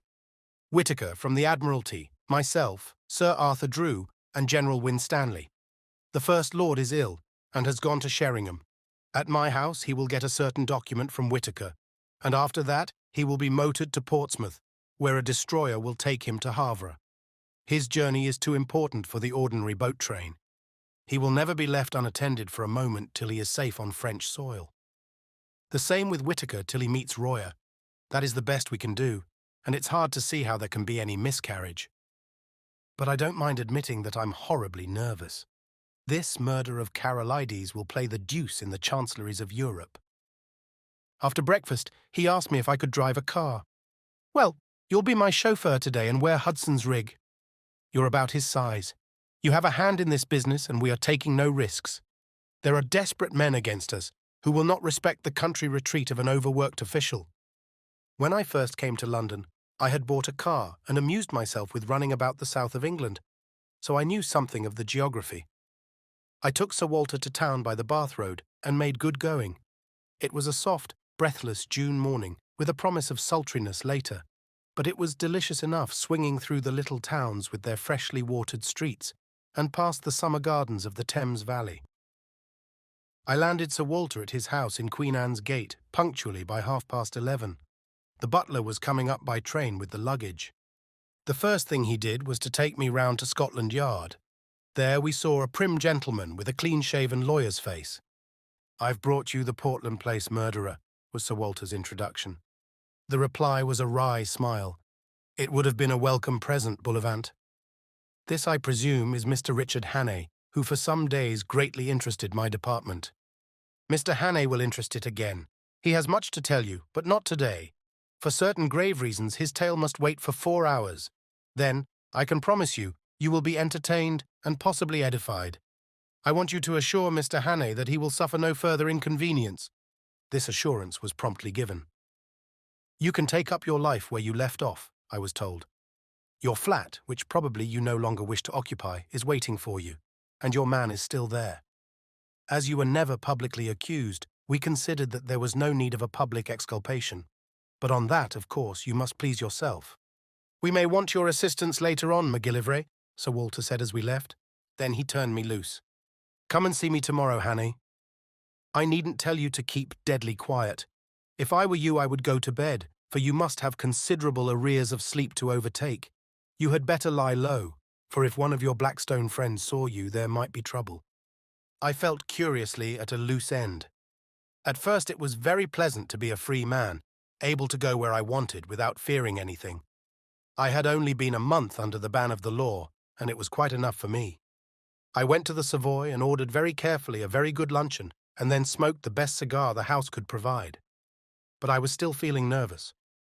When I saw anybody look at me in the lounge, I grew shy and wondered if they were thinking about the murder. After that, I took a taxi and drove miles away up into North London. I walked back through fields and lines of villas and terraces, and then slums and mean streets, and it took me pretty nearly 2 hours. All the while, my restlessness was growing worse. I felt that great things, tremendous things, were happening or about to happen, and I, who was the cogwheel of the whole business, was out of it. Royer would be landing at Dover. Sir Walter would be making plans with the few people in England who were in the secret, and somewhere in the darkness the Black Stone would be working. I felt the sense of danger and impending calamity, and I had the curious feeling, too, that I alone could avert it, alone could grapple with it. But I was out of the game now. How could it be otherwise? It was not likely that cabinet ministers and admiralty lords and generals would admit me to their councils. I actually began to wish that I could run up against one of my 3 enemies. That would lead to developments. I felt that I wanted enormously to have a vulgar scrap with those gentry, where I could hit out and flatten something. I was rapidly getting into a very bad temper. I didn't feel like going back to my flat. That had to be faced sometime, but as I still had sufficient money, I thought I would put it off till next morning and go to a hotel for the night. My irritation lasted through dinner, which I had at a restaurant in Jermyn Street. I was no longer hungry and let several courses pass untasted. I drank the best part of a bottle of Burgundy, but it did nothing to cheer me. An abominable restlessness had taken possession of me. Here was I, a very ordinary fellow, with no particular brains, and yet I was convinced that somehow I was needed to help this business through, that without me it would all go to blazes. I told myself it was sheer silly conceit, that 4 or 5 of the cleverest people living, with all the might of the British Empire at their back, had the job in hand. Yet I couldn't be convinced. It seemed as if a voice kept speaking in my ear, telling me to be up and doing, or I would never sleep again. The upshot was that about 9:30, I made up my mind to go to Queen Anne's Gate. Very likely I would not be admitted, but it would ease my conscience to try. I walked down Jermyn Street, and at the corner of Duke Street passed a group of young men. They were in evening dress, had been dining somewhere, and were going on to a music hall. One of them was Mr. Marmaduke Jopley. He saw me and stopped short. "By God, the murderer!" he cried. "Here, you fellows, hold him!" "That's Hannay, the man who did the Portland Place murder." He gripped me by the arm, and the others crowded round. I wasn't looking for any trouble, but my ill temper made me play the fool. A policeman came up, and I should have told him the truth, and if he didn't believe it, demanded to be taken to Scotland Yard, or for that matter to the nearest police station. But a delay at that moment seemed to me unendurable, and the sight of Marmy's imbecile face was more than I could bear. I let out with my left, and had the satisfaction of seeing him measure his length in the gutter. Then began an unholy row. They were all on me at once, and the policeman took me in the rear. I got in one or two good blows, for I think, with fair play, I could have licked the lot of them. But the policeman pinned me behind, and one of them got his fingers on my throat. Through a black cloud of rage, I heard the officer of the law asking what was the matter, and Marmy, between his broken teeth, declaring that I was Hannay the murderer. "Oh, damn it all," I cried. "Make the fellow shut up." "I advise you to leave me alone, Constable. Scotland Yard knows all about me, and you'll get a proper wigging if you interfere with me." "You've got to come along of me, young man," said the policeman. "I saw you strike that gentleman cruellard. You began it too, for he wasn't doing nothing. I seen you. Best go quietly, or I'll have to fix you up." Exasperation and an overwhelming sense that at no cost must I delay gave me the strength of a bull elephant. I fairly wrenched the constable off his feet, floored the man who was gripping my collar, and set off at my best pace down Duke Street. I heard a whistle being blown and the rush of men behind me. I have a very fair turn of speed, and that night I had wings. In a jiffy I was in Pall Mall and had turned down towards St. James's Park. I dodged the policeman at the palace gates, dived through a press of carriages at the entrance to the mall, and was making for the bridge before my pursuers had crossed the roadway. In the open ways of the park, I put on a spurt. Happily, there were few people about, and no one tried to stop me. I was staking all on getting to Queen Anne's Gate. When I entered that quiet thoroughfare, it seemed deserted. Sir Walter's house was in the narrow part, and outside it, 3 or 4 motor cars were drawn up. I slackened speed some yards off and walked briskly up to the door. If the butler refused me admission, or if he even delayed to open the door, I was done. He didn't delay. I had scarcely rung before the door opened. "I must see Sir Walter," I panted. "My business is desperately important." That butler was a great man. Without moving a muscle, he held the door open and then shut it behind me. "Sir Walter is engaged, sir, and I have orders to admit no one. Perhaps you will wait." The house was of the old-fashioned kind, with a wide hall and rooms on both sides of it. At the far end was an alcove with a telephone and a couple of chairs, and there the butler offered me a seat. "See here," I whispered. "There's trouble about, and I'm in it. But Sir Walter knows, and I'm working for him. If anyone comes and asks if I am here, tell him a lie." He nodded, and presently there was a noise of voices in the street and a furious ringing at the bell. I never admired a man more than that butler. He opened the door, and with a face like a graven image waited to be questioned. Then he gave them it. He told them whose house it was, and what his orders were, and simply froze them off the doorstep. I could see it all from my alcove, and it was better than any play. I hadn't waited long till there came another ring at the bell. The butler made no bones about admitting this new visitor. While he was taking off his coat, I saw who it was. You couldn't open a newspaper or a magazine without seeing that face, the grey beard cut like a spade, the firm fighting mouth, the blunt square nose and the keen blue eyes. I recognized the first Sea Lord, the man, they say, that made the new British Navy. He passed my alcove and was ushered into a room at the back of the hall. As the door opened, I could hear the sound of low voices. It shut, and I was left alone again. For 20 minutes I sat there, wondering what I was to do next. I was still perfectly convinced that I was wanted, but when or how I had no notion. I kept looking at my watch, and as the time crept on to 10:30, I began to think that the conference must soon end. In a quarter of an hour, Royer should be speeding along the road to Portsmouth. Then I heard a bell ring, and the butler appeared. The door of the back room opened, and the first Sea Lord came out. He walked past me, and in passing he glanced in my direction, and for a second we looked each other in the face. Only for a second, but it was enough to make my heart jump. I had never seen the great man before, and he had never seen me. But in that fraction of time something sprang into his eyes, and that something was recognition. You can't mistake it. It is a flicker, a spark of light, a minute shade of difference which means one thing and one thing only. It came involuntarily, for in a moment it died, and he passed on. In a maze of wild fancies, I heard the street door close behind him. I picked up the telephone book and looked up the number of his house. We were connected at once, and I heard a servant's voice. "Is his lordship at home?" I asked. "His lordship returned half an hour ago," said the voice, "and has gone to bed. He is not very well tonight. Will you leave a message, sir?" I rang off and almost tumbled into a chair. My part in this business was not yet ended. It had been a close shave, but I had been in time. Not a moment could be lost, so I marched boldly to the door of that back room and entered without knocking. 5 surprised faces looked up from a round table. There was Sir Walter and Drew the War Minister, whom I knew from his photographs.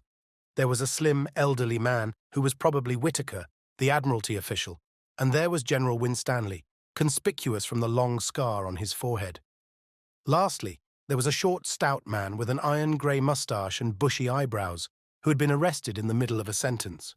Sir Walter's face showed surprise and annoyance. "This is Mr. Hannay, of whom I have spoken to you," he said apologetically to the company. "I'm afraid, Hannay, this visit is ill-timed." I was getting back my coolness. "That remains to be seen, sir," I said, "but I think it may be in the nick of time. For God's sake, gentlemen, tell me who went out a minute ago." "Lord Alloa," Sir Walter said, reddening with anger. "It was not," I cried. "It was his living image, but it was not Lord Alloa. It was someone who recognized me, someone I have seen in the last month. He had scarcely left the doorstep when I rang up Lord Alloa's house and was told he had come in half an hour before and had gone to bed." Who? Someone stammered. "The Black Stone," I cried, and I sat down in the chair so recently vacated and looked round at 5 badly scared gentlemen. Chapter 9. The 39 Steps. "Nonsense," said the official from the Admiralty. Sir Walter got up and left the room while we looked blankly at the table. He came back in 10 minutes with a long face. "I have spoken to Alloa," he said. "Had him out of bed. Very grumpy. He went straight home after Mulross's dinner." "But it's madness," broke in General Winstanley. "Do you mean to tell me that that man came here and sat beside me for the best part of half an hour, and that I didn't detect the imposture? Alloa must be out of his mind." "Don't you see the cleverness of it?" I said. "You were too interested in other things to have any eyes. You took Lord Alloa for granted. If it had been anybody else, you might have looked more closely, but it was natural for him to be here, and that put you all to sleep."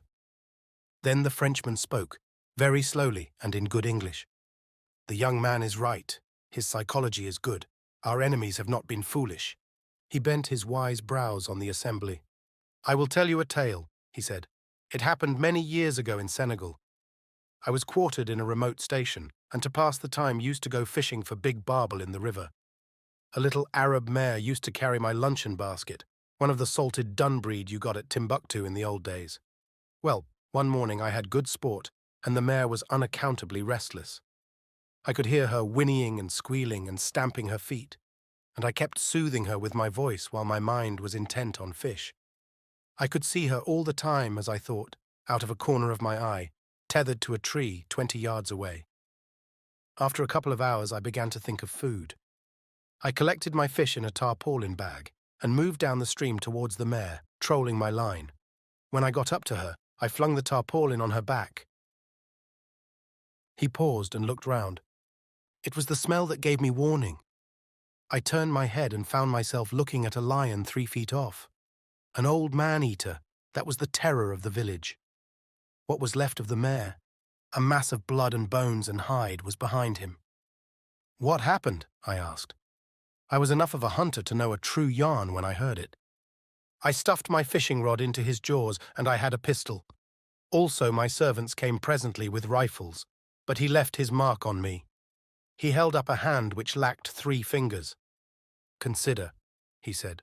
The mare had been dead more than an hour, and the brute had been patiently watching me ever since. I never saw the kill, for I was accustomed to the mare's fretting, and I never marked her absence, for my consciousness of her was only of something tawny, and the lion filled that part. If I could blunder thus, gentlemen, in a land where men's senses are keen, why should we busy preoccupied urban folk not err also?" Sir Walter nodded. No one was ready to gainsay him. "But I don't see," went on Winstanley. Their object was to get these dispositions without our knowing it. Now it only required one of us to mention to Aloha our meeting tonight for the whole fraud to be exposed." Sir Walter laughed dryly. "The selection of Aloha shows their acumen. Which of us was likely to speak to him about tonight? Or was he likely to open the subject? I remembered the first Sea Lord's reputation for taciturnity and shortness of temper. "The one thing that puzzles me," said the general, "is what good his visit here would do that spy fellow. He could not carry away several pages of figures and strange names in his head." "That is not difficult," the Frenchman replied. "A good spy is trained to have a photographic memory. Like your own Macaulay, you noticed he said nothing, but went through these papers again and again. I think we may assume that he has every detail stamped on his mind. When I was younger, I could do the same trick." "Well, I suppose there is nothing for it but to change the plans," said Sir Walter ruefully. Whitaker was looking very glum. "Did you tell Lord Aloha what has happened?" he asked. "No? Well, I can't speak with absolute assurance, but I'm nearly certain we can't make any serious change unless we alter the geography of England." "Another thing must be said," it was Royer who spoke. "I talked freely when that man was here. I told something of the military plans of my government. I was permitted to say so much. But that information would be worth many millions to our enemies. No, my friends, I see no other way. The man who came here and his confederates must be taken, and taken at once." "Good God," I cried, "and we have not a rag of a clue." "Besides," said Whitaker, "there is the post. By this time the news will be on its way." "No," said the Frenchman, "you do not understand the habits of the spy. He receives personally his reward, and he delivers personally his intelligence. We in France know something of the breed. There is still a chance, mes amis. These men must cross the sea, and there are ships to be searched and ports to be watched. Believe me, the need is desperate for both France and Britain." Royer's grave good sense seemed to pull us together. He was the man of action among fumblers, but I saw no hope in any face, and I felt none. Where among the 50 millions of these islands, and within a dozen hours, were we to lay hands on the 3 cleverest rogues in Europe? Then suddenly I had an inspiration. "Where is Scudder's book?" I cried to Sir Walter. "Quick, man! I remember something in it." He unlocked the door of a bureau and gave it to me. I found the place. 39 steps, I read, and again, 39 steps. I counted them. High tide, 10:17 p.m. The Admiralty man was looking at me as if he thought I had gone mad. "Don't you see it's a clue?" I shouted. "Scudder knew where these fellows laired. He knew where they were going to leave the country, though he kept the name to himself. Tomorrow was the day, and it was some place where high tide was at 10:17. "They may have gone tonight," someone said. "Not they. They have their own snug secret way, and they won't be hurried. I know Germans, and they are mad about working to a plan. Where the devil can I get a book of tide tables?" Whitaker brightened up. "It's a chance," he said. "Let's go over to the Admiralty." We got into 2 of the waiting motor cars, all but Sir Walter, who went off to Scotland Yard, to mobilise MacGillivray, so he said. We marched through empty corridors and big bare chambers where the charwomen were busy, till we reached a little room lined with books and maps. A resident clerk was unearthed, who presently fetched from the library the Admiralty tide tables. I sat at the desk and the others stood round, for somehow or other I had got charge of this expedition. It was no good. There were hundreds of entries, and so far as I could see, 10.17 might cover 50 places. We had to find some way of narrowing the possibilities. I took my head in my hands and thought, there must be some way of reading this riddle. What did Scudder mean by steps? I thought of dock steps, but if he had meant that, I didn't think he would have mentioned the number. It must be some place where there were several staircases, and one marked out from the others by having 39 steps. Then I had a sudden thought and hunted up all the steamer sailings. There was no boat which left for the continent at 10:17 p.m. Why was high tide so important? If it was a harbour, it must be some little place where the tide mattered, or else it was a heavy draught boat. But there was no regular steamer sailing at that hour, and somehow I didn't think they would travel by a big boat from a regular harbour. So it must be some little harbour where the tide was important, or perhaps no harbour at all. But if it was a little port, I couldn't see what the steps signified.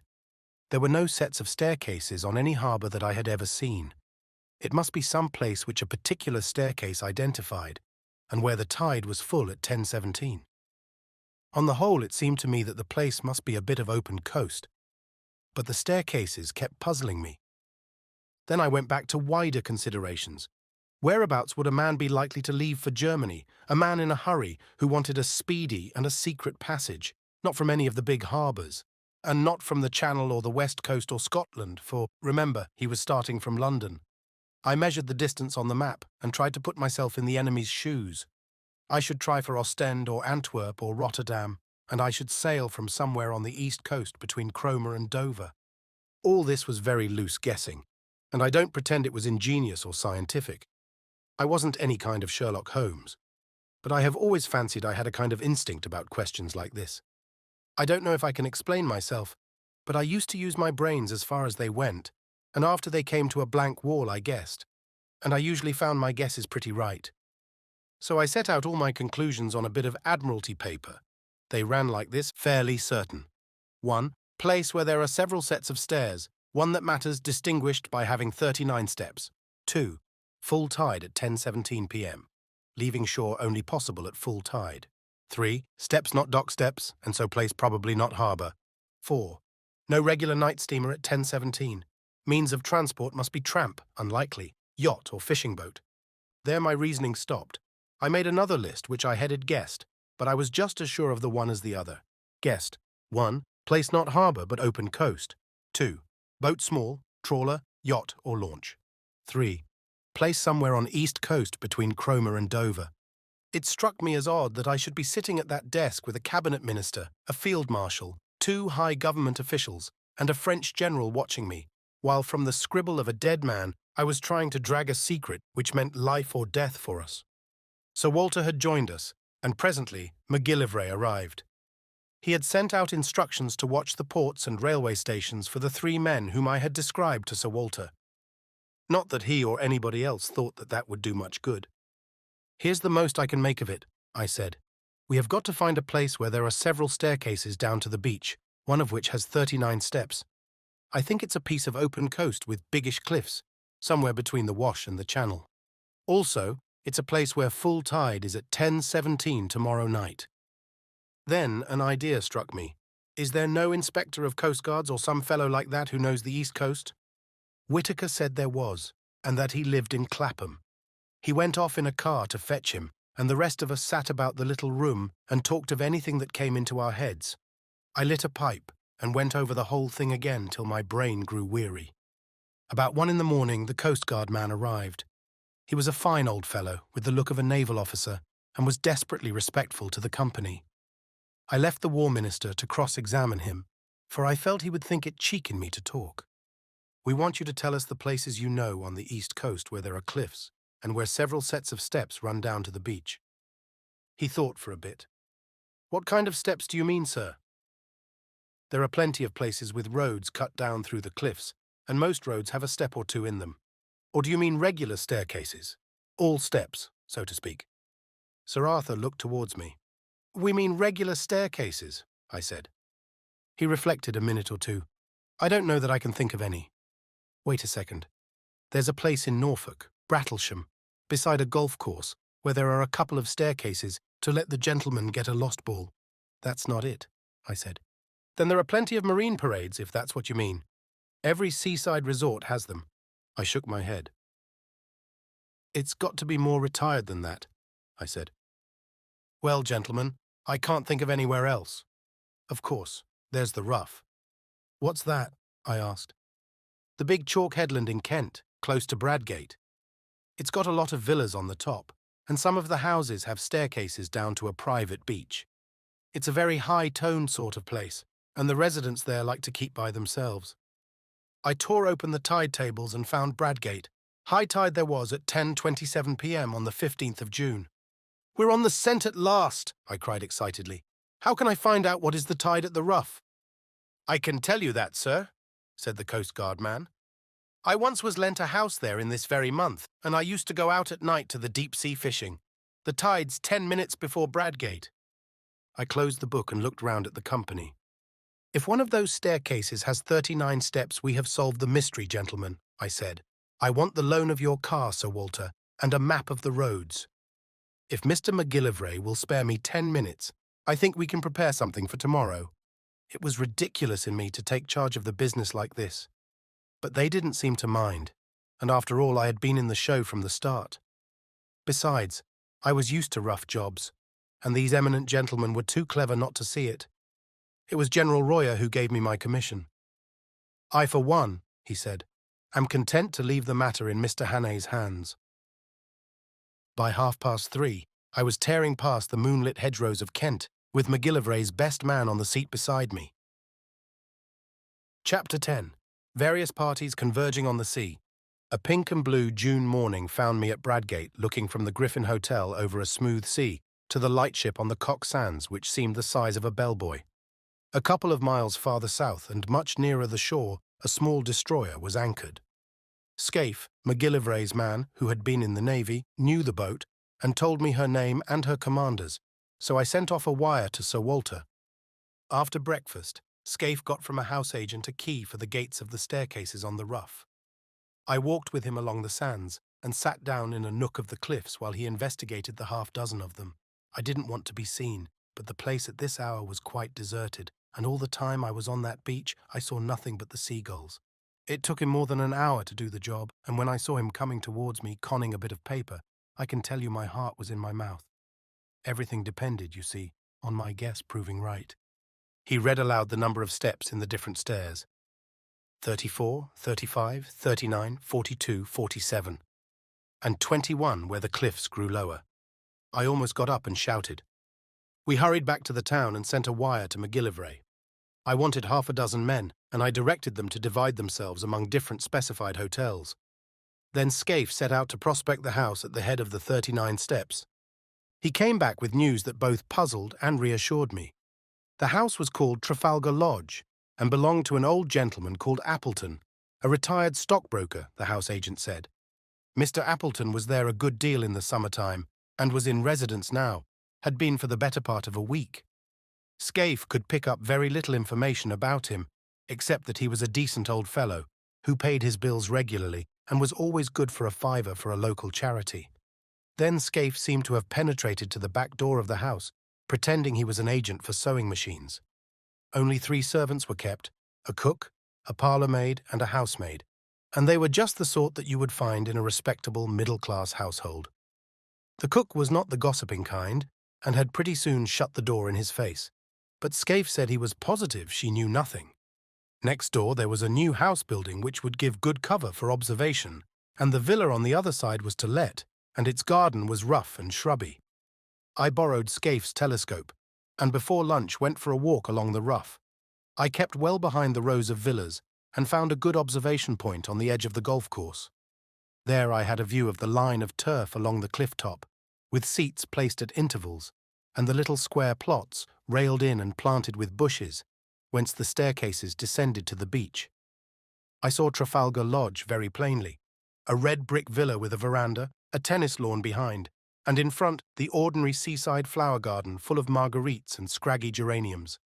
There was a flagstaff from which an enormous Union Jack hung limply in the still air. Presently, I observed someone leave the house and saunter along the cliff. When I got my glasses on him, I saw it was an old man, wearing white flannel trousers, a blue serge jacket, and a straw hat. He carried field glasses and a newspaper, and sat down on one of the iron seats, and began to read. Sometimes he would lay down the paper and turn his glasses on the sea. He looked for a long time at the destroyer. I watched him for half an hour, till he got up and went back to the house for his luncheon, when I returned to the hotel for mine. I wasn't feeling very confident. This decent commonplace dwelling was not what I had expected. The man might be the bald archaeologist of that horrible moorland farm, or he might not. He was exactly the kind of satisfied old bird you will find in every suburb and every holiday place. If you wanted a type of the perfectly harmless person, you would probably pitch on that. But after lunch, as I sat in the hotel porch, I perked up, for I saw the thing I had hoped for and had dreaded to miss. A yacht came up from the south and dropped anchor pretty well opposite the Rough. She seemed about 150 tons, and I saw she belonged to the squadron from the White Ensign. So Scaife and I went down to the harbour and hired a boatman for an afternoon's fishing. I spent a warm and peaceful afternoon. We caught between us about 20 pounds of cod and lithe, and out in that dancing blue sea, I took a cheerier view of things. Above the white cliffs of the Rough, I saw the green and red of the villas, and especially the great flagstaff of Trafalgar Lodge. About 4 o'clock, when we had fished enough, I made the boatman row us round the yacht, which lay like a delicate white bird, ready at a moment to flee. Scaife said she must be a fast boat for her build, and that she was pretty heavily engined. Her name was the Ariadne, as I discovered from the cap of one of the men who was polishing brasswork. I spoke to him, and got an answer in the soft dialect of Essex. Another hand that came along passed me the time of day in an unmistakable English tongue. Our boatman had an argument with one of them about the weather, and for a few minutes we lay on our oars close to the starboard bow. Then the men suddenly disregarded us, and bent their heads to their work as an officer came along the deck. He was a pleasant, clean-looking young fellow, and he put a question to us about our fishing in very good English. But there could be no doubt about him. His close-cropped head and the cut of his collar and tie never came out of England. That did something to reassure me, but as we rowed back to Bradgate, my obstinate doubts would not be dismissed. The thing that worried me was the reflection that my enemies knew that I had got my knowledge from Scudder, and it was Scudder who had given me the clue to this place. If they knew that Scudder had this clue, would they not be certain to change their plans? Too much depended on their success for them to take any risks. The whole question was how much they understood about Scudder's knowledge. I had talked confidently last night about Germans always sticking to a scheme, but if they had any suspicions that I was on their track, they would be fools not to cover it. I wondered if the man last night had seen that I recognized him. Somehow I did not think he had, and to that I had clung. But the whole business had never seemed so difficult as that afternoon, when by all calculations I should have been rejoicing in assured success. In the hotel, I met the commander of the destroyer, to whom Scaife introduced me, and with whom I had a few words. Then I thought I would put in an hour or two watching Trafalgar Lodge. I found a place farther up the hill, in the garden of an empty house. From there I had a full view of the court, on which two figures were having a game of tennis. One was the old man, whom I had already seen. The other was a younger fellow, wearing some club colours in the scarf round his middle. They played with tremendous zest, like two city gents who wanted hard exercise to open their pores. You couldn't conceive a more innocent spectacle. They shouted and laughed and stopped for drinks, when a maid brought out 2 tankards on a salver. I rubbed my eyes and asked myself if I was not the most immortal fool on earth. Mystery and darkness had hung about the men who hunted me over the Scotch moor in aeroplane and motor car, and notably about that infernal antiquarian. It was easy enough to connect those folk with the knife that pinned Scudder to the floor, and with fell designs on the world's peace. But here were 2 guileless citizens taking their innocuous exercise, and soon about to go indoors to a humdrum dinner, where they would talk of market prices and the last cricket scores and the gossip of their native Surbiton. I had been making a net to catch vultures and falcons, and lo and behold, 2 plump thrushes had blundered into it. Presently a third figure arrived, a young man on a bicycle with a bag of golf clubs slung on his back. He strolled round to the tennis lawn and was welcomed riotously by the players. Evidently they were chaffing him, and their chaff sounded horribly English. Then the plump man, mopping his brow with a silk handkerchief, announced that he must have a tub. I heard his very words. "I've got into a proper lather," he said. "This will bring down my weight and my handicap, Bob. I'll take you on tomorrow and give you a stroke a hole." You couldn't find anything much more English than that. They all went into the house and left me feeling a precious idiot. I had been barking up the wrong tree this time. These men might be acting, but if they were, where was their audience? They didn't know I was sitting 30 yards off in a rhododendron. It was simply impossible to believe that these 3 hearty fellows were anything but what they seemed. 3 ordinary game-playing suburban Englishmen, wearisome if you like, but sordidly innocent, and yet there were 3 of them, and one was old, and one was plump, and one was lean and dark, and their house chimed in with Scudder's notes, and half a mile off was lying a steam yacht with at least 1 German officer. I thought of Carolides lying dead, and all Europe trembling on the edge of earthquake, and the men I had left behind me in London who were waiting anxiously for the events of the next hours. There was no doubt that hell was afoot somewhere. The Black Stone had won, and if it survived, this June night would bank its winnings. There seemed only one thing to do: go forward as if I had no doubts, and if I was going to make a fool of myself, to do it handsomely. Never in my life have I faced a job with greater disinclination. I would rather in my then mind have walked into a den of anarchists, each with his Browning handy, or faced a charging lion with a pop gun, than enter that happy home of 3 cheerful Englishmen and tell them that their game was up. How they would laugh at me. But suddenly I remembered a thing I once heard in Rhodesia from old Peter Pienaar. I have quoted Peter already in this narrative. He was the best scout I ever knew, and before he had turned respectable, he had been pretty often on the windy side of the law, when he had been wanted badly by the authorities. Peter once discussed with me the question of disguises, and he had a theory which struck me at the time. He said, barring absolute certainties like fingerprints, mere physical traits were very little use for identification if the fugitive really knew his business. He laughed at things like dyed hair and false beards and such childish follies. The only thing that mattered was what Peter called atmosphere.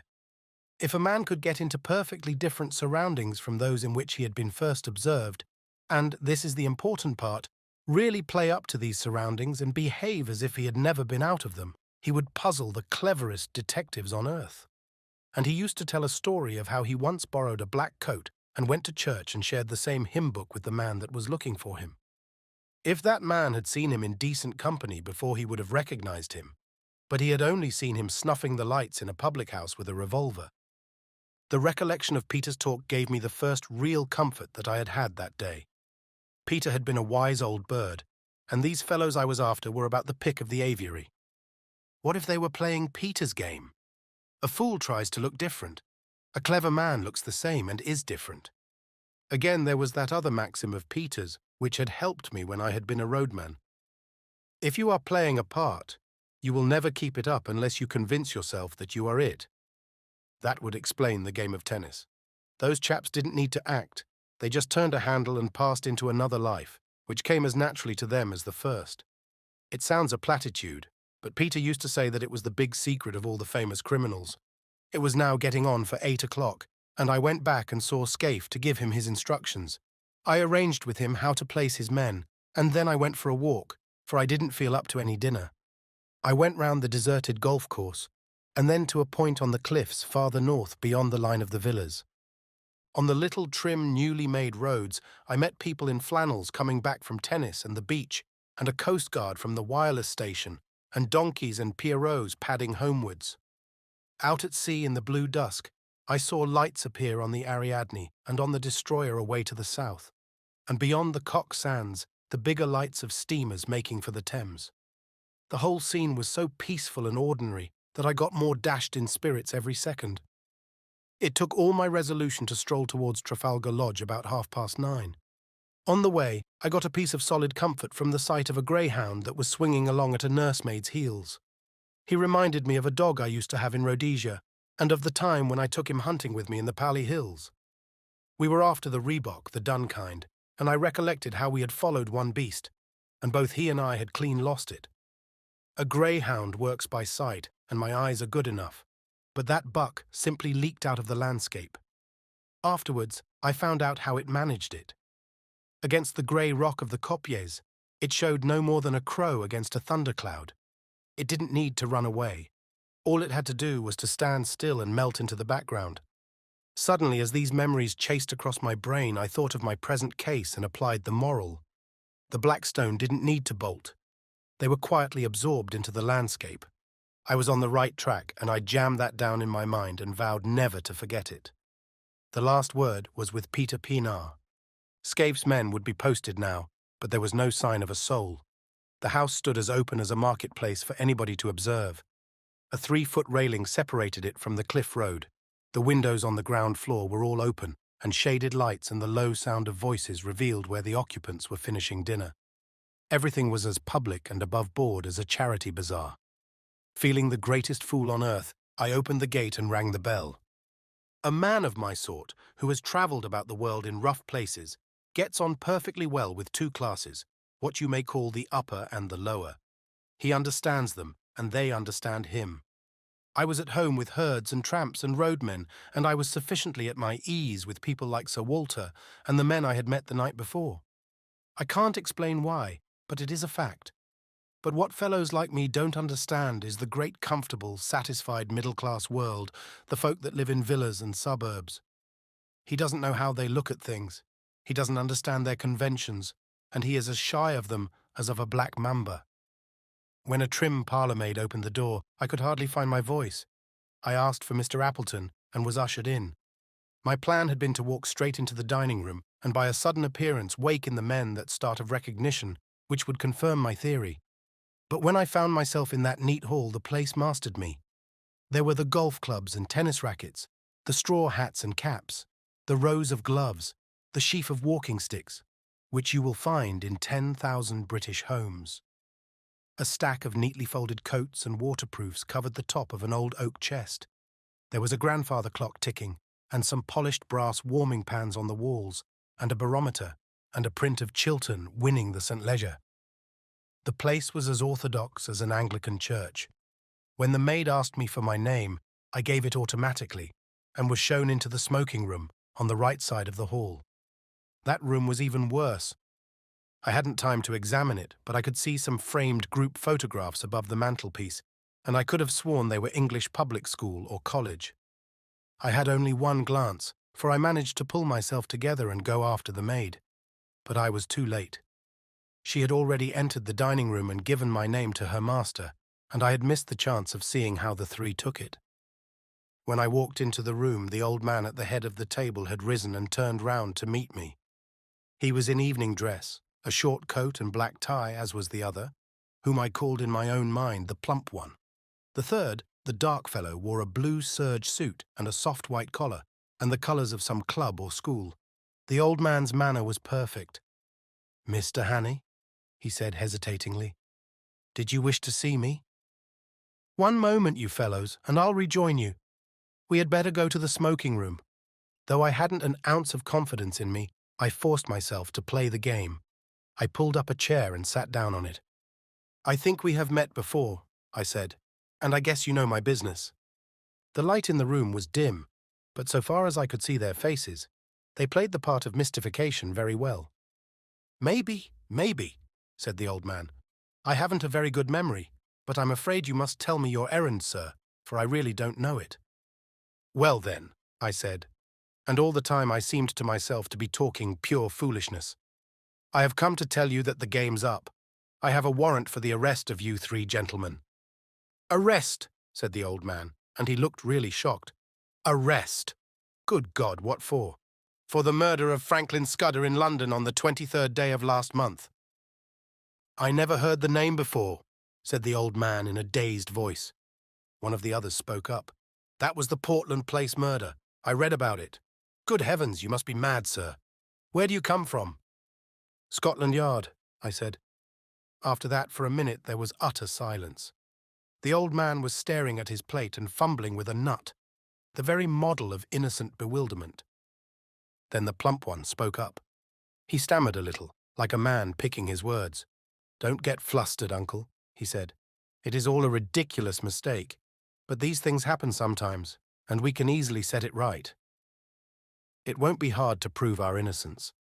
I can show that I was out of the country on the 23rd of May, and Bob was in a nursing home. You were in London, but you can explain what you were doing." "Right, Percy." "Of course that's easy enough. The 23rd. That was the day after Agatha's wedding. Let me see. What was I doing? I came up in the morning from Woking and lunched at the club with Charlie Simons. Then, oh yes, I dined with the fishmongers. I remember, for the punch didn't agree with me, and I was seedy next morning. Hang it all, there's the cigar box I brought back from the dinner." He pointed to an object on the table and laughed nervously. "I think, sir," said the young man, addressing me respectfully, "you will see you are mistaken. We want to assist the law like all Englishmen, and we don't want Scotland Yard to be making fools of themselves." "That's so, uncle?" "Certainly, Bob." The old fellow seemed to be recovering his voice. "Certainly we'll do anything in our power to assist the authorities. But this is a bit too much. I can't get over it." "How Nellie will chuckle," said the plump man. She always said that you would die of boredom because nothing ever happened to you. And now you've got it thick and strong." And he began to laugh very pleasantly. "By Jove, yes, just think of it. What a story to tell at the club. Really, Mr. Hannay, I suppose I should be angry to show my innocence, but it's too funny. I almost forgive you the fright you gave me. You looked so glum. I thought I might have been walking in my sleep and killing people. It couldn't be acting. It was too confoundedly genuine. My heart went into my boots, and my first impulse was to apologize and clear out. But I told myself I must see it through, even though I was to be the laughingstock of Britain. The light from the dinner table candlesticks was not very good, and to cover my confusion I got up, walked to the door and switched on the electric light. The sudden glare made them blink, and I stood scanning the three faces. Well, I made nothing of it. One was old and bald, one was stout, one was dark and thin. There was nothing in their appearance to prevent them being the three who had hunted me in Scotland, but there was nothing to identify them. I simply can't explain why I, who, as a roadman, had looked into two pairs of eyes, and as Ned Ainsley into another pair, why I, who have a good memory and reasonable powers of observation, could find no satisfaction. They seemed exactly what they professed to be, and I could not have sworn to one of them. There in that pleasant dining room, with etchings on the walls, and a picture of an old lady in a bib above the mantelpiece, I could see nothing to connect them with the moorland desperadoes. There was a silver cigarette box beside me, and I saw that it had been won by Percival Appleton, Esquire, of the St. Bede's Club, in a golf tournament. I had to keep a firm hold of Peter Pienaar to prevent myself bolting out of that house. "Well," said the old man politely, "are you reassured by your scrutiny, sir?" I couldn't find a word. "I hope you'll find it consistent with your duty to drop this ridiculous business. I make no complaint, but you'll see how annoying it must be to respectable people." I shook my head. "Oh, Lord," said the young man, "this is a bit too thick." "Do you propose to march us off to the police station?" asked the plump one. "That might be the best way out of it, but I suppose you won't be content with the local branch." "I have the right to ask to see your warrant, but I don't wish to cast any aspersions upon you. You are only doing your duty, but you'll admit it's horribly awkward. What do you propose to do?" There was nothing to do except to call in my men and have them arrested, or to confess my blunder and clear out. I felt mesmerized by the whole place, by the air of obvious innocence. Not innocence merely, but frank, honest bewilderment and concern in the three faces. "Oh, Peter Pienaar," I groaned inwardly, and for a moment I was very near damning myself for a fool and asking their pardon. "Meantime, I vote we have a game of bridge," said the plump one. "It will give Mr. Hannay time to think over things, and you know we have been wanting a fourth player." "Do you play, sir?" I accepted as if it had been an ordinary invitation at the club. The whole business had mesmerized me. We went into the smoking room where a card table was set out, and I was offered things to smoke and drink. I took my place at the table in a kind of dream. The window was open and the moon was flooding the cliffs and sea with a great tide of yellow light. There was moonshine, too, in my head. The three had recovered their composure and were talking easily, just the kind of slangy talk you will hear in any golf club house. I must have cut a rum figure, sitting there knitting my brows with my eyes wandering. My partner was the young dark one. I play a fair hand at bridge, but I must have been rank bad that night. They saw that they had got me puzzled, and that put them more than ever at their ease. I kept looking at their faces, but they conveyed nothing to me. It was not that they looked different. They were different. I clung desperately to the words of Peter Pienaar. Then something awoke me. The old man laid down his hand to light a cigar. He didn't pick it up at once, but sat back for a moment in his chair, with his fingers tapping on his knees. It was the movement I remembered when I had stood before him in the moorland farm, with the pistols of his servants behind me. A little thing, lasting only a second, and the odds were 1,000 to 1 that I might have had my eyes on my cards at the time and missed it. But I didn't, and in a flash the air seemed to clear. Some shadow lifted from my brain, and I was looking at the three men with full and absolute recognition. The clock on the mantelpiece struck 10 o'clock. The three faces seemed to change before my eyes and reveal their secrets. The young one was the murderer. Now I saw cruelty and ruthlessness, where before I had only seen good humor. His knife, I made certain, had skewered Scudder to the floor. His kind had put the bullet in Carolides. The plump man's features seemed to dislimn and form again as I looked at them. He hadn't a face, only 100 masks that he could assume when he pleased. That chap must have been a superb actor. Perhaps he had been Lord Alloa of the night before. Perhaps not. It didn't matter. I wondered if he was the fellow who had first tracked Scudder and left his card on him. Scudder had said he lisped, and I could imagine how the adoption of a lisp might add terror. But the old man was the pick of the lot. He was sheer brain, icy, cool, calculating, as ruthless as a steam hammer. Now that my eyes were opened, I wondered where I had seen the benevolence. His jaw was like chilled steel, and his eyes had the inhuman luminosity of a bird's. I went on playing, and every second a greater hate welled up in my heart. It almost choked me, and I couldn't answer when my partner spoke.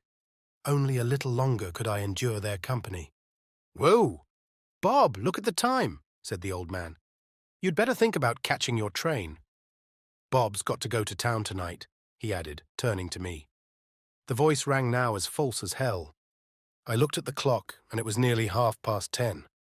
"I'm afraid he must put off his journey," I said. "Oh, damn," said the young man. "I thought you had dropped that rot. I've simply got to go. You can have my address, and I'll give any security you like." "No," I said, "you must stay." At that I think they must have realized that the game was desperate. Their only chance had been to convince me that I was playing the fool, and that had failed. But the old man spoke again. "I'll go bail for my nephew." "That ought to content you, Mr. Hannay. Was it fancy, or did I detect some halt in the smoothness of that voice?" There must have been, for as I glanced at him, his eyelids fell in that hawk-like hood which fear had stamped on my memory. I blew my whistle. In an instant the lights were out. A pair of strong arms gripped me round the waist, covering the pockets in which a man might be expected to carry a pistol. "Schnell, Franz!" cried a voice. "Das Boot! Das Boot!" As it spoke, I saw two of my fellows emerge on the moonlit lawn. The young dark man leapt for the window, was through it, and over the low fence before a hand could touch him. I grappled the old chap, and the room seemed to fill with figures. I saw the plump one collared, but my eyes were all for the out-of-doors, where Franz sped on over the road towards the railed entrance to the beach stairs. One man followed him, but he had no chance. The gate of the stairs locked behind the fugitive, and I stood staring, with my hands on the old boy's throat, for such a time as a man might take to descend those steps to the sea. Suddenly my prisoner broke from me and flung himself on the wall. There was a click as if a lever had been pulled. Then came a low rumbling far, far below the ground, and through the window I saw a cloud of chalky dust pouring out of the shaft of the stairway. Someone switched on the light. The old man was looking at me with blazing eyes. "He is safe!" he cried. "You cannot follow in time. He is gone. He has triumphed. Der schwarze Stein ist in der Siegeskrone." There was more in those eyes than any common triumph. They had been hooded like a bird of prey, and now they flamed with a hawk's pride.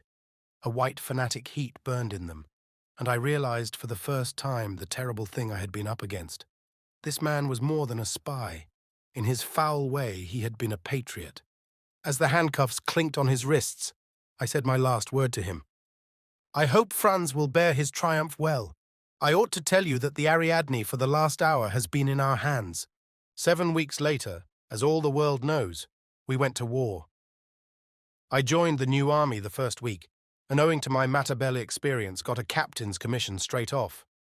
But I had done my best service, I think, before I put on khaki.